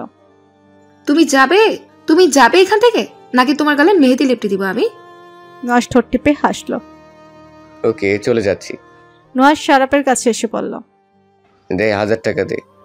শারাপ নুহাসকে 1000 টাকা দিল। নুহাস করকরে 1000 টাকার নোটে চুমু খেয়ে পকেটে ভরে গর্বের সহিত বলল, দেখলি তো কিভাবে ভালোবাসা দিয়ে বউকে বিরক্ত করা যায়। মূলত দু বন্ধুর মাঝে বাজি ধরা হয়েছিল। নুহাস যদি যারাকে ভালোবাসার মাধ্যমে বিরক্ত করতে পারে, তাহলে নুহাসকে শারাপ 1000 টাকা দিবে। আর নুহাস যদি না পারে, তাহলে সে শারাপকে টাকা দিবে। শারাপ বিরস গলায় বলল, এত গর্ব করার মতো কিছু হয়নি, পরে গর্বে গর্ভবতী হয়ে যাবে। নুহাস আনমনে বলল, গর্ভবতী হলে সমস্যা কি? কিন্তু পরক্ষণেই কথাটার মানে বুঝতে পেরে নুহাস তেড়ে যায় শারাপের দিকে। শারাপ দৌড় লাগায়। শেখবাড়ি যেন এখন সুখের রাজ্য, চারিদিকে সুখের ছড়াছড়ি। এই শান্তি সুখের উপর কারো কুনজর যেন না লাগে। মেহেন্দির অনুষ্ঠান সমাপ্ত হলো। ঘড়িতে 11:30 বাজে, কিন্তু বাড়ির কেউ আর আজকে রাতে ঘুমাবে না। রাত পোহালেই তো বিয়ে, তাই সব কাজ রাতে এগিয়ে রাখছে। অন্তিকে জোর করে উপরে পাঠিয়ে দিয়েছে সকলে। এ অবস্থায় রাত জাগাটা মোটেও ঠিক নয়। অন্তি রুমে আসলো। জাহিন আতশোয়া হয়ে ল্যাপটপ কোলে নিয়ে কাজ করছিল। অয়ন্তী আরামদায়ক কাপড় নিয়ে ওয়াশরুমে গেল ফ্রেশ হতে। অয়ন্তী ওয়াশরুম থেকে বের হতেই জাহিন ল্যাপটপ বন্ধ করে বউকে কাছে ডাকলো। অয়ন্তী স্বামীর কাছে আসলো। জাহিন অয়ন্তীকে নিজের কোলে বসিয়ে পেছন থেকে জড়িয়ে ধরে। অয়ন্তীও স্বামীর বুকে মাথা রাখে। জাহিন অয়ন্তীর হাত পরক করে বলল, হাতে মেহেদি দাওনি কেন? সকলে না করলো দিতে। কেন? প্রেগনেন্ট অবস্থায় নাকি হাতে মেহেদি দিলে বাচ্চার শরীরের উপরে প্রভাব পড়ে। জাহিন ভুরু কুচকে বলে, কে বলেছে এটা? মা থেকে শুরু করে মুরব্বীরা সকলে। কুসংস্কার। কিন্তু সকলে যখন না করেছে তাই আর দেইনি। জাহিন আফসোসের স্বরে বলল, ভেবেছিলাম বউয়ের মেহেদি রাঙা হাত দুটো দেখবো, কিন্তু তার হলো না। কেন বিয়ের সময় দেখেননি? তখন সুযোগ ছিল তোমার হাত এভাবে ধরার, আশেপাশে আসলেই তো লজ্জায় মরে যেতে। এখন লজ্জা পাই না বুঝি? জাহিন অয়ন্তীর ঘাড়ে নাক ঘষল। লজ্জা ভেঙে দিয়েছি না, তাই তো লজ্জা ভাঙার ফলটা এখানে আছে, যে বেড়ে উঠছে প্রতিনিয়ত একটু একটু করে। অয়ন্তীর পেট ছুঁয়ে বলল। অয়ন্তী নিজেকে আরো গুটিয়ে নেয় স্বামীর বুকে। জাহিন ও বউকে শক্ত করে জড়িয়ে ধরে কৌতুকের স্বরে বলল, এভাবে যে জড়িয়ে ধরে আছো, বাজে গন্ধ আসছে না আমার গা থেকে? এখন সুন্দর গন্ধ আসছে। জাহিন নৈশব্দে হাসল। মেয়েদের এত মুড সুইং হয় কেন? কিন্তু অয়ন্তী তো প্রেগনেন্ট, তার ক্ষেত্রে এমনটা হওয়া স্বাভাবিক। আজ গায়ে হলুদ। এক পাশে রিহান শারাপ আর অন্য পাশে অবন্তী লিজার গায়ে হলুদের আয়োজন করা হয়েছে। সকলে একে অন্যের গায়ে হলুদ মাখিয়ে নাজেহাল অবস্থা। এক একজন হলুদ দিয়ে ভূত সেজে বসে আছে। অয়ন্তী সর্বপ্রথম বান্ধবী আর বোনকে হলুদ ছুঁয়ে দিয়েছে। জাহিনের কড়া হুকুম এই হট্টগোলের মাঝে অয়ন্তী যেন না থাকে। অয়ন্তী জাহিনের সকল আদেশ অক্ষরে অক্ষরে মেনে চলছে। কথায় আছে সাবধানে মার নেই। নাচগান থেকে শুরু করে সবই হলো। অয়ন্তী দূর থেকেই সবটা উপভোগ করলো। বিশেষ করে নুহাসার যারাও ফাটিয়ে দিয়েছে দুজনে। এজন্যই ইলাহি কাণ্ড। লিজা অবন্তীকে কনে রূপে সাজানো হলো। দুজনকে আটপৌরে ভাবে লাল বেনারসি পরানো হয়েছে। গা ভর্তি গয়না, চুল খোপা করে খোপায় লাল গোলাপ দিয়েছে, মাথায় দোপাট্টা। অয়ন্তী বান্ধবী আর বোনকে ওপর থেকে নিচ পর্যন্ত দেখে বলল, দুজনকে মাশাআল্লাহ খুব সুন্দর লাগছে। লিজা শুকনো ঢোক গিলে বলল, বান্ধবী কেমন জানি ভয় ভয় লাগছে। অবন্তীও বলল, আপু আমারও ভয় লাগছে। অয়ন্তী লিজা আর অবন্তীর থুতনি ছুঁয়ে বলল, ভয়কে জয় করতে শিখ দুজনে। বস, তোর দুজন বস, আমি নিচে গিয়ে দেখি কত দূর এগুলো বিয়ের কার্যক্রম। নুহাশ গালে হাত রেখে মনমরা হয়ে বসে আছে। তার সামনে দুজন পুরুষ শেরানি পরে বর্ষাজে ফিটফাট হয়ে আছে। নুহাশ বারবার হতাশার নিঃশ্বাস ছাড়ছে। সারাপ শেরানির কলার ঠিক করে বলে, ওই শালা, তুই এমন মরার মতো বসে আছিস কেন? নুহাশ ফুস করে নিঃশ্বাস ছাড়ল। কবে এমন শেরওয়ানি পরে বড় বেশি বিয়ে করতে পারবো আমি? সারাপ রিয়ানকে উদ্দেশ্য করে বলল, এই রিয়ান, ওরে একটা শেরওয়ানি ফিক্কা মারতো। ফিক্কা মেরে মেরে লাভ কি? শ্বশুরমশাই তো বলেই দিয়েছেন মেয়ের পড়া শেষ হলে আনুষ্ঠানিকভাবে বিয়েটা হবে, না হলে নয়। রিহান বলল, আমার বাপ হিটলারকে বলবো তোমার মনের বাসনাটা। এই না না, বড় বাবা যেদিন চাইবে সেদিন হবে, এর আগে নয়। জাহিন রুমে প্রবেশ করতে করতে বলল, কিরে, তোদের সাজা গোছা শেষ হলো? কাজী তো বসে আছে। সারাপ বলল, হ্যাঁ ভাই, হয়ে গেছে। বিয়ের কাজ সম্পন্ন হলো। প্রথমে লিজা অবন্তীর সম্মতি নিয়ে তারপর সারাপ রিহানের সম্মতি নেওয়া হলো। দুজোড়া কপতি এক পবিত্র সম্পর্কে আবদ্ধ হলো। এবার দুজোড়া নবদম্পতিকে বসানো হলো পাশাপাশি, লিজা অবন্তীর মুখ ঢেকে রাখা এক হাত ঘোমটা দিয়ে। সারাপ রিহানের যেন তর সইছে না সদ্য বিবাহিত বধূকে দেখার জন্য। এইসব মাতব্বরি করছে যারা। অয়ন্তী এসবের মাঝে নেই, এত মানুষের ভিড়ে থাকার কারণে সাফোকেশন হচ্ছিল। তাই জাহিন অয়ন্তীকে নিয়ে নিরিবিলি জায়গাতে যায়। যারা সারাপ রিয়ানকে উদ্দেশ্য করে হাত চলকাতে চলকাতে বলল, ভাইয়ারা ভাবিদের চাঁদ পানা মুখখানে দেখতে চাইলে আগে কিছু মিছু দিতে হবে। রিহান ভুরুকুচকে বলে, কিছু মিছু মানে? এই তোমাদের পকেট খালি করতে হবে আর কি। বুঝলাম না, তুই কি বরপক্ষ নাকি কনে পক্ষ, কোনটা? আমি সেই পক্ষ, যে পক্ষে গেলে টাকা ইনকাম করা যাবে। আমার বউয়ের মুখ আমি দেখবো, তাতে তোকে কোনো টাকা দিতে পারবো না আমি। নুহাশ ফোরন কাটলো, একদম কোনো টাকা দেওয়া হবে না, গায়ে মানে না আপনি মোড়ল। যারা চোখ পাকিয়ে তাকালো।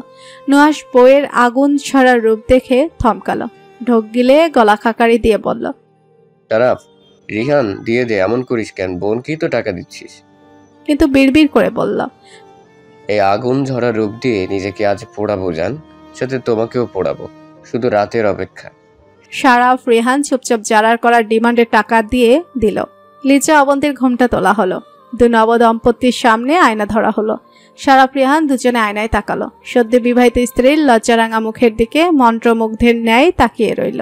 এর মাঝে একজন বলল, আয়নাতে কি দেখো দুজনে? যারা চেঁচিয়ে উঠল, এই দাঁড়াও, একজন একজন করে বলো। সারাপ ভাইয়া, তুমি আগে বলো। সারাপ দুষ্টু গলায় বলল, আমার দুই অক্ষরের বউকে। লিজা চমকে আয়নাতে তাকায়। দুজনের চোখাচোখি হলো। দুই অক্ষরের বউ মানে? তার মানে? লিজার চমকিত চেহারাটা দেখে সারাপ বড্ড মজা পেল। যারা বলল, এবার ভাইয়া তুমি বলো।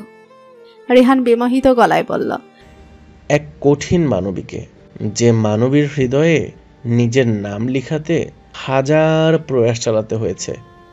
অবন্তী চোখ তুলে আয়নায় তাকায়। মিলন ঘটল দুজোড়া নয়নের। রিহানের চোখে বিরাজ করছে প্রশান্তির ছাপ। অবশেষে প্রিয় মানুষটাকে আইন আর শরিয়ত মোতাবেক নিজের পেল। অদ্ভুত এক সুখ বিরাজ করছে মনের মাঝে, যা রিহানের জন্য ব্যক্ত করা দুর্বিষহ। বৌভাতের অনুষ্ঠান সমাপ্ত হলো। আয়োজনে কোনো কমতি ছিল না। শেখবাড়ি আত্মীয় স্বজনে ভরপুর। দুটো বিয়ে নির্বিঘ্নে সমাপ্ত হলো। কিছু কিছু আত্মীয় রয়ে গেছেন আর সকলে চলে গেছেন। অয়ন্তী নিজ হাতে বান্ধবী আর বোনকে সাজিয়ে দিচ্ছে নতুন এক জীবনে পদার্পণ করার জন্য। লিজা অবন্তীর সাজসজ্জা সম্পূর্ণ হলো। এবার পালা দুই নববধূকে তাদের গন্তব্যে পৌঁছে দেওয়া। 3 তলায় সারাফ আর লিজার বাসর রাতের আয়োজন করা হয়েছে। অয়ন্তীর বেশি সিঁড়ি ওঠানামা বারণ, তাই আর 3 তলায় যাবে না। অবন্তীকে যারা আর অন্যান্য মেয়েরা নিয়ে গেছে রিহানের রুমে। রুমে রয়ে গেছে অয়ন্তী আর লিজা। অয়ন্তী গলা খাকারি দিয়ে বান্ধবীর উদ্দেশ্যে বলল, শুভকামনা রইল আজকের রাতটার জন্য। লিজা নিরুত্তর। লিজাকে এমন অন্য মনস্ক দেখে অয়ন্তী লিজার বাহু ধরে বলে, এই লিজা, কই হারিয়ে গেলি? লিজা চমকে উঠল, বলল, কি হয়েছে? অয়ন্তী দুষ্টু গলায় বলল, এখন থেকেই কল্পনা শুরু হয়ে গেছে বুঝি। বান্ধবীর ইঙ্গিত বুঝতে পেরে লিজা লাজুক হলো। কি বলছিস এসব? বুঝি বুঝি, এই সময়টা আমিও পেরিয়ে এসেছি। এমন সময় যারা রুমে ঢুকে বলল, লিজা ভাবি, এবার চলো, তোমাকে তোমার স্থানে রেখে এসে আমার দায়িত্ব পালন করি। অয়ন্তী বান্ধবীর কানে কানে কিছু একটা বলাতে লিজা রেগে মেগে বলল, অয়ন্তী ভালো হচ্ছে না কিন্তু। নয়নতি হাসতে হাসতে বলল, যারা নিচে যাও, ওকে? লিজা ধাপে ধাপে এগিয়ে যাচ্ছে নতুন জীবনে, নতুন এক অনুভূতির দিকে। কিন্তু লিজার মাথায় হাজারো প্রশ্ন ঘুরপাক খাচ্ছে। শারাফের মুখে 2 অক্ষরে বউ কথাটা শুনে বিয়ের পর অনেকবার প্রয়াস করেছে শারাফের সাথে এই বিষয়ে কথা বলতে, কিন্তু পারেনি। কিন্তু আজ রাতে প্রশ্নের উত্তর সে শারাফের নিকট থেকে নিয়েই ছাড়বে। যারা সমস্ত কাজ শেষ করে নিচের রুমে আসে, হাত পা ছড়িয়ে শুয়ে পড়ে। পকেট গরম আজকে তার। 2 ভাইয়ের কাছ থেকে মোটা অঙ্কের টাকা কামিয়েছে সে। এই টাকা দিয়ে কি করবে না করবে সব প্ল্যান করে ফেলেছে, শুধু বাস্তবায়ন করার পালা। যারা উঠে বসে ফ্রেশ হতে হবে, ফ্রেশ হয়ে ঝাক্কাস একটা ঘুম দিবে। এই কদিনে ঘুমাতে পারিনি ভালো করে। লিজা ঘরের মধ্যবর্তী স্থানে দাঁড়িয়ে। ঘরের চতুর্দিক তাজা ফুলের সমারোহ। ভীষণ সুন্দর করে ঘরটা সাজানো হয়েছে, মনে হচ্ছে জীবন্ত এক ফুলের বাগান। ফুলের গন্ধে মৌ মৌ করছে। লিজাকে ঢোক গিলল, কেমন কেমন জানি লাগছে, মনের মাঝে তোলপাড় হচ্ছে। দরজা লাগানোর শব্দ পেয়ে লিজা চমকে উঠে পেছন ফিরে তাকায়। শারাফ দাঁড়িয়ে, ঠোঁটের কোণে চওড়া হাসি রেখে তার দিকে এগিয়ে আসতে নিলে লিজা 2 কদম পিছিয়ে বলল, দাঁড়ান এখানে। শারাফ অবাক হলো, মানে এই রাতটা কি দাঁড়িয়ে থেকে কাটাবো নাকি? দরকার পড়লে দাঁড়িয়ে কাটাবেন। শারাফ অসহায় হলো, কি বলছো তুমি এইসব? ঠিকই বলছি। শারাফ এগোতে নিলে লিজা তড়িঘড়ি করে বলল, ওখানে দাঁড়ান, আমার কাছে আসতে চাইলে আমার প্রশ্নের উত্তর দিতে হবে। শারাফ হতাশ হলো, বলল, বুঝলাম না, এটা বাসর ঘর নাকি পরীক্ষার হল যে আমাকে প্রশ্নের উত্তর দিতে হবে? লিজা বিরস গলায় বলল, ঠিক আছে, আপনাকে উত্তরও দিতে হবে না, আর আমার কাছেও আসতে হবে না।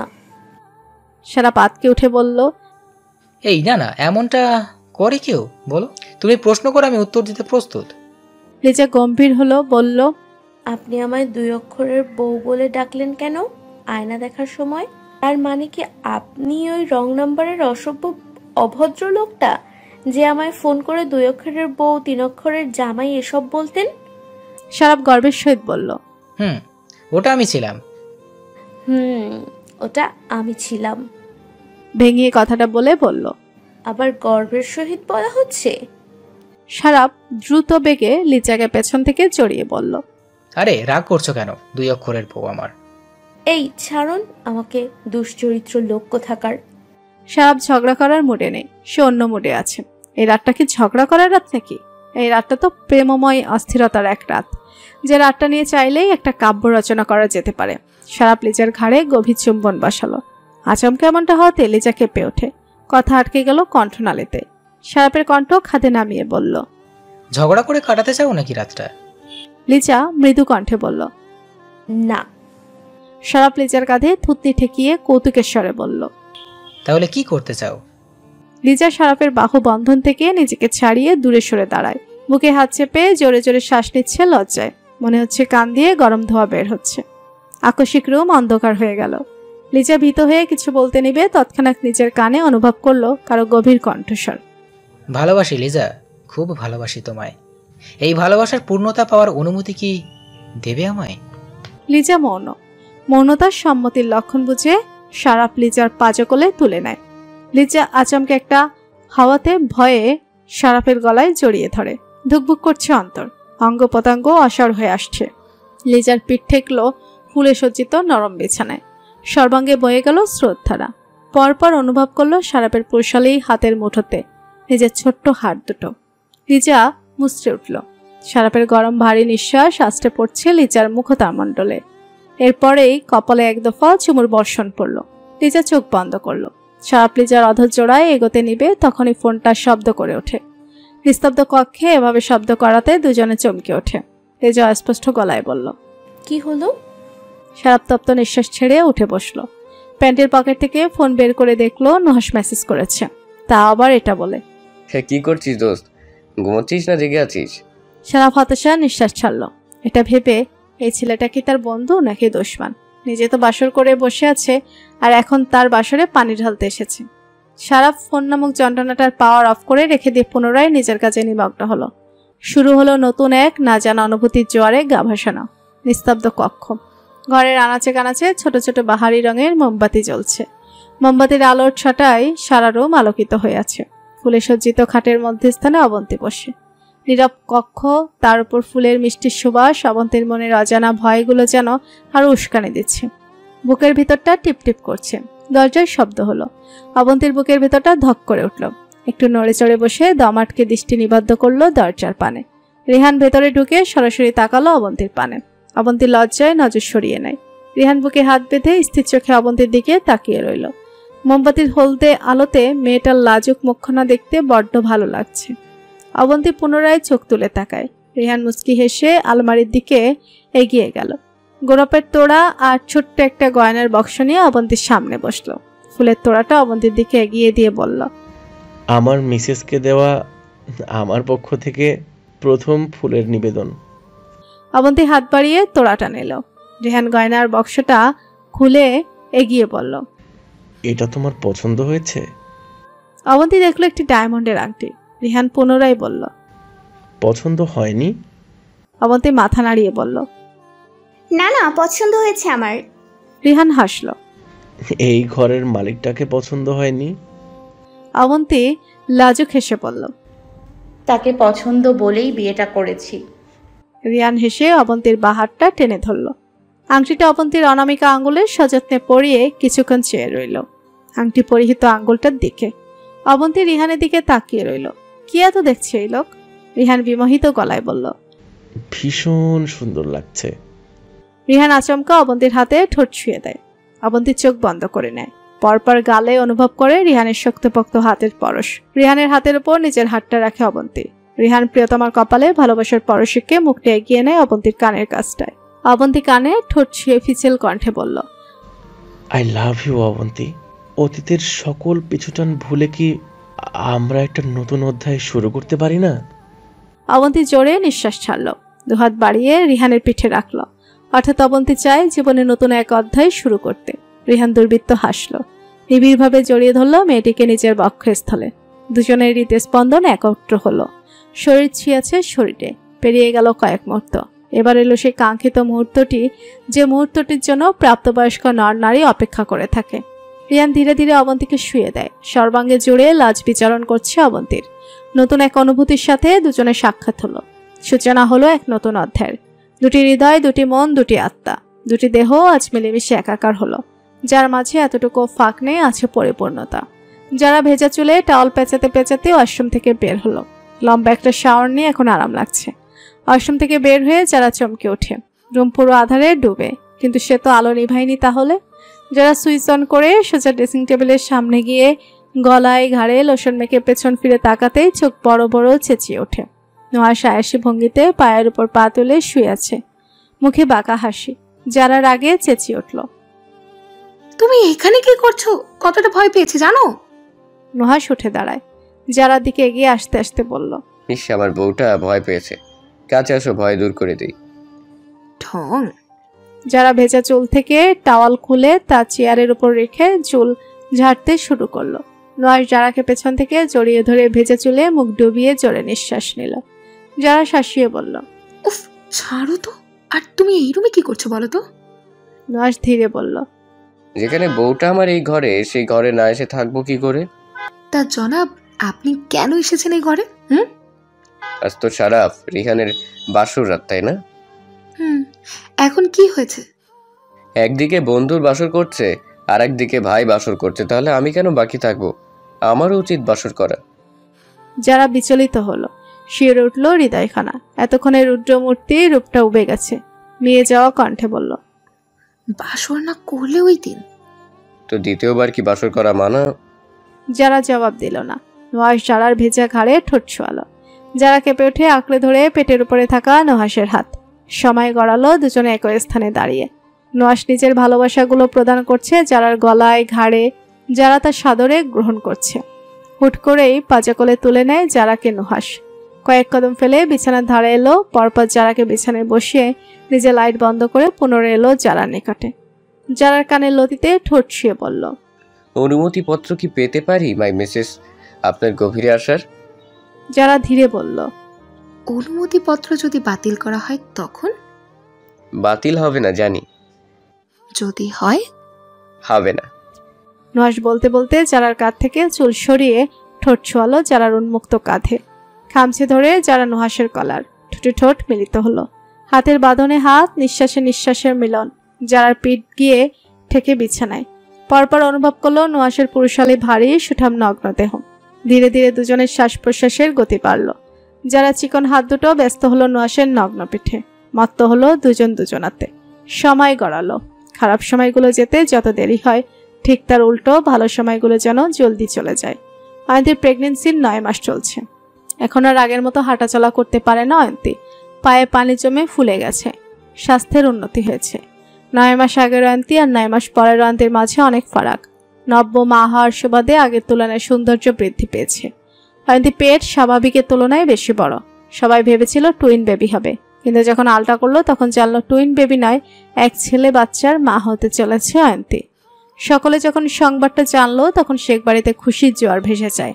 বিশেষ করে রোকেয়া বানু ভীষণ খুশি। নাতির ঘরে পুতি আসতে চলেছে আর কদিন পর। এই খুশিতে রোকেয়া বানু পুরো এলাকা জুড়ে মিষ্টি বিলিয়েছেন।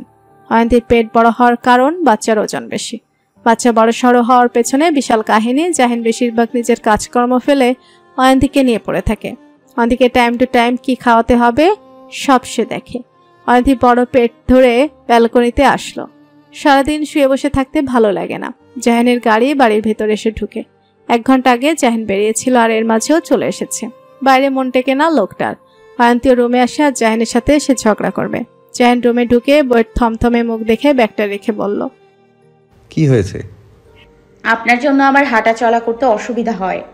জাহিন অপরাধী গলায় বলল, আমি আবার কি করলাম? আপনি যদি আমাকে এভাবে গান্ডে পিণ্ডে না খাওয়াতেন তাহলে এমনটা হতো না।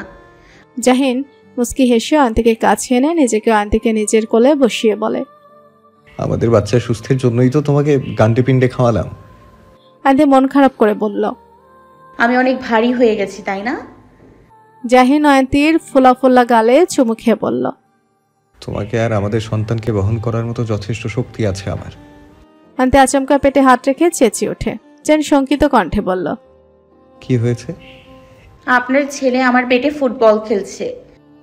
জাহিন হাসলো আন্টির পেটে হাত রেখে শাসানোর স্বরে বলল, এই যে মাকে একদম কষ্ট দিবে না। যদি মাকে কষ্ট দাও তাহলে বাবা কিন্তু অনেক বকুনি দিবে তোমাকে। অয়ন্তী হতবাক হয়ে তাকালো।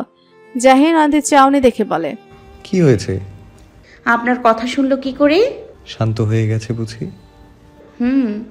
জাহিন অয়ন্তীকে বিছানায় বসিয়ে নিচে হাঁটু ভেঙে বসে পেটে চুমু খেয়ে আদুরে কণ্ঠে বলে, এই তো গুড বয়, একদম শান্ত হয়ে থাকবে, কোনো নাচানাচি নয়, বুঝলে? রাত 10:15 অয়ন্তী ওয়াশরুম থেকে বের হতে অনুভব করে তরল পদার্থ বেয়ে পড়ছে পা দিয়ে। সন্তান পৃথিবীতে আসার আগাম বার্তা দিয়ে দিয়েছে মাকে। অয়ন্তী কাঁপা কাঁপা গলায় জাহিনকে ডাকে, নেতা মশাই। জাহিন ল্যাপটপ নিয়ে বসে অয়ন্তীর ডাক শুনে ছুটে এসে অয়ন্তীকে ধরে বলে, কি হয়েছে? অয়ন্তী পেটে হাত রেখে চাপা গলায় চেঁচিয়ে ওঠে। আকস্মিক পেটে মারাত্মক যন্ত্রণা অনুভব করলো। ঘামতে শুরু করলো অয়ন্তী। জোরে জোরে নিঃশ্বাস নিচ্ছে। জাহিনের মনে পড়লো অয়ন্তীর ডেলিভারির সময়ের কথা। 4 দিন পর ডেলিভারির তারিখ ছিল, কিন্তু সন্তান তাদের পৃথিবীর আলো দেখার জন্য যেন ধৈর্য হারা হয়ে গেছে। জাহিন অয়ন্তীকে চট করে কোলে তুলে বিছানায় শুয়ে দরজার সামনে দাঁড়িয়ে সবাইকে ডাকতে লাগলো। বাড়িতে আগে থেকে 2টো নার্স রাখা হয়েছে। অয়ন্তীর সি সেকশনের প্রয়োজন নেই, নর্মালে বাচ্চা প্রসব করতে পারবে। সকলে জাহিনের চিৎকার শুনে আসলো। নার্স দুজনে নিজেদের কাজে লেগে পড়লো। জাহিন রুমের বাইরে ছটফট করছে। বাড়ির মুরব্বীরা ড্রয়িং রুমে চিন্তিত মুখে বসে। জাহিন করিডোরে এ মাথা থেকে ও মাথা পায়চারি করছে আর বারবার নিজেকে গালি দিচ্ছে। কেন সে রাজি হলো নর্মাল ডেলিভারিতে? যদি সি সেকশন প্রসেসে যেত তাহলে মেয়েটাকে এত কষ্ট সইতে হতো না। অয়ন্তীর আর্তনাদগুলো জাহিনের হৃদয় ক্ষত বিক্ষত করে তুলছে। এত সময় লাগছে কেন? জাহিন মন শক্ত করে নিয়েছে অয়ন্তীকে নিয়ে হাসপাতালে যাবে সে। শার্টের হাতা গুটিয়ে এগোতে নিবে, তৎক্ষণাৎ ভেসে আসলো সদ্য জন্ম নেওয়া শিশুর কান্না। জাহিনের পাজোড়া থমকে যায়। এতক্ষণে আটকে রাখা দমটা ফোঁস করে ছাড়ল। নিচের সকলে কান্না শুনে উপরে আসছে। দরজা খুলে বেরিয়ে আসলো নার্স, হাতে শুভ্র কাপড়ে মোড়ানো ফুটফুটে নবজাতক। জাহিন এগিয়ে কম্বনরত হাতে কোলে নিল নিজের সন্তানকে। নার্সকে প্রশ্ন করলো, অয়ন্তী ও ঠিক আছে? উনি একদম সুস্থ আছেন। জাহিনের বুকের অস্থিরতা কমল। স্বস্তির নিঃশ্বাস ত্যাগ করলো। তাকালো সন্তানের দিকে। ফুটে ওঠে মৃদু হাসি। আগলে ধরল বুকের মাঝে। জোহরা বেগম খুশি গলায় বলেন, জাহিন, ছেলের কানে আজান দে বাবা। জাহিন থমকালো। নিজে না দিয়ে বাবার কোলে ছেলেকে দিয়ে বলল, বাবা আপনি নাতির কানে আজান দেন। আজমল শেখ হাসলেন। নাতির কপালে চুমু খেয়ে আজান দিয়ে জাহিনের কোলে দিয়ে চলে যান মিষ্টি কিনতে।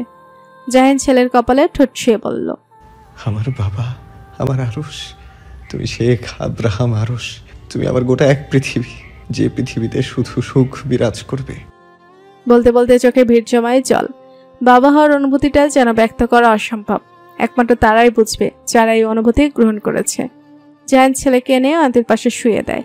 আন্টির ক্লান্ত মুখশ্রীর দিকে এক পলক তাকিয়ে কপালে চুমু খেয়ে ম্লান কণ্ঠে বলে, ধন্যবাদ অয়ন্তী, আমায় পিতৃত্বের স্বাদ গ্রহণ করানোর জন্য। অয়ন্তী ঢোক গিলে জড়ানো কণ্ঠে বলল, আপনাকেও ধন্যবাদ আমায় মাতৃত্বের স্বাদ গ্রহণ করানোর জন্য। জাহিন বেডে বসলো, বলল, ছেলের মুখ দেখবে না? দেখেছি, একদম আপনার মতো হয়েছে। তাই বুঝি, কিন্তু মনে হচ্ছে আমার স্বভাব পাবে না আমার পোলা। ধৈর্য কম আমার ছেলের, না হলে এভাবে 4 দিন আগে ভাগে চলে আসে দুনিয়াতে। দুজনে একসাথে হেসে ওঠে। শেখ বাড়ি আবারও 2.5 বছর পর সেজে উঠেছে। তার কারণ বাড়ির একমাত্র কন্যার বিয়ে। আজমল শেখ মত পাল্টে ফেলেছেন, মেয়ের বিয়ে আনুষ্ঠানিকভাবে সম্পন্ন করে ফেলবেন। মেয়ে কখন পড়াশোনা শেষ করবেন সেই দিন আসতে বহুত দেরি। আর তার উপর যারা জন্য কদিন পর পর বিয়ের প্রপোজাল আসে। তাই পুরোদমে শুরু হলো বিয়ের অনুষ্ঠান। ছোট্ট আরশ রং দিয়ে নিজেকে 12টা বাজিয়ে ফেলেছে। ছোট্ট পা দুটো দিয়ে হাঁটতে শিখেছে সে। অয়ন্তী একটু আগে ছেলেকে গোসল করিয়ে সাজিয়ে দিয়েছে, আর ছেলে একটা আকামটা করেছে একটু চোখের আড়াল হতেই। অয়ন্তী পুনরায় ছেলেকে পরিষ্কার করতে করতে বকে যাচ্ছে, তো দুষ্টু, তুমি রং দিয়ে সব কি করেছো? আরশ পানি পেয়ে হাত পা নাড়িয়ে হেসে যাচ্ছে। অয়ন্তী রাগী গলায় বলে, মা বকছি আর তুমি হাসছো? একটু লজ্জা নেই না তোমার? জাহিন বাগানে ছিল, এই খবর শুনে আসলো। ছেলেকে এমন রঙে মাখো মাখো দেখে অবিশ্বাস্য গলায় বলল, এ কি বাবা, এ কি অবস্থা করেছো নিজের? একেবারে ভূত সেজে গেছো তো বাবা। আপনি এসেছেন, দেখুন দেখুন আপনার অধৈর্যশীল পোলা কি করছে নিজের। ওকে পরিষ্কার করে দাও। আন্টি যতটুকু পেরেছে রং তুলেছে ছেলের গা থেকে। ছেলেকে নতুন কাপড় পরিয়ে জাহিনের কোলে দিয়ে বলল, নিন আপনার ছটপটে পোলাকে। জাহিন ছেলের গালে চুমু খেয়ে বলল, চলো বাবা, 2 বাপ ছেলে মিলে তদারকি করি গিয়ে বিয়ের। আন্টি মুগ্ধ নয়নে স্বামী সন্তানকে দেখছে, তার ভরা সংসার। জাহিনকে নিজের জীবনসঙ্গী পেয়ে সে সত্যি ভাগ্যবতী। এমন শুদ্ধতম পুরুষ হয়তো প্রত্যেকটা মেয়ে নিজের স্বামী রূপে চায়। জাহিন ছেলের সাথে কথা বলতে বলতে রুম থেকে বেরিয়ে গেল। যারার বিয়ে ধুমধাম করে হলো। নুহাসের মনের বাসনাটা পূরণ হলো। সারাপ জবে থেকে শুনছে আনুষ্ঠানিকভাবে বিয়েটা হবে, তবে থেকে বেচারা নুহাসকে নানানভাবে বিরক্ত করে যাচ্ছে। শেখ বাড়িটি যেন সুখের নীড়ে পরিণত হয়েছে। সবটা সম্ভব হয়েছে জাহিনের জন্য। যত শত্রু আছে সব শত্রুর দুর্বলতাগুলো বের করে নিজের হাতের মুঠো নিয়ে এসেছে। তাই চাইলেও কেউ কিছু করার সাহস পায় না। যদি করেও থাকে সেটা জাহিন সামলে নেয়, পরিবারের উপর আঁচড় কাটতে দেয় না, আর না ভবিষ্যতে কোনোদিন দিবে।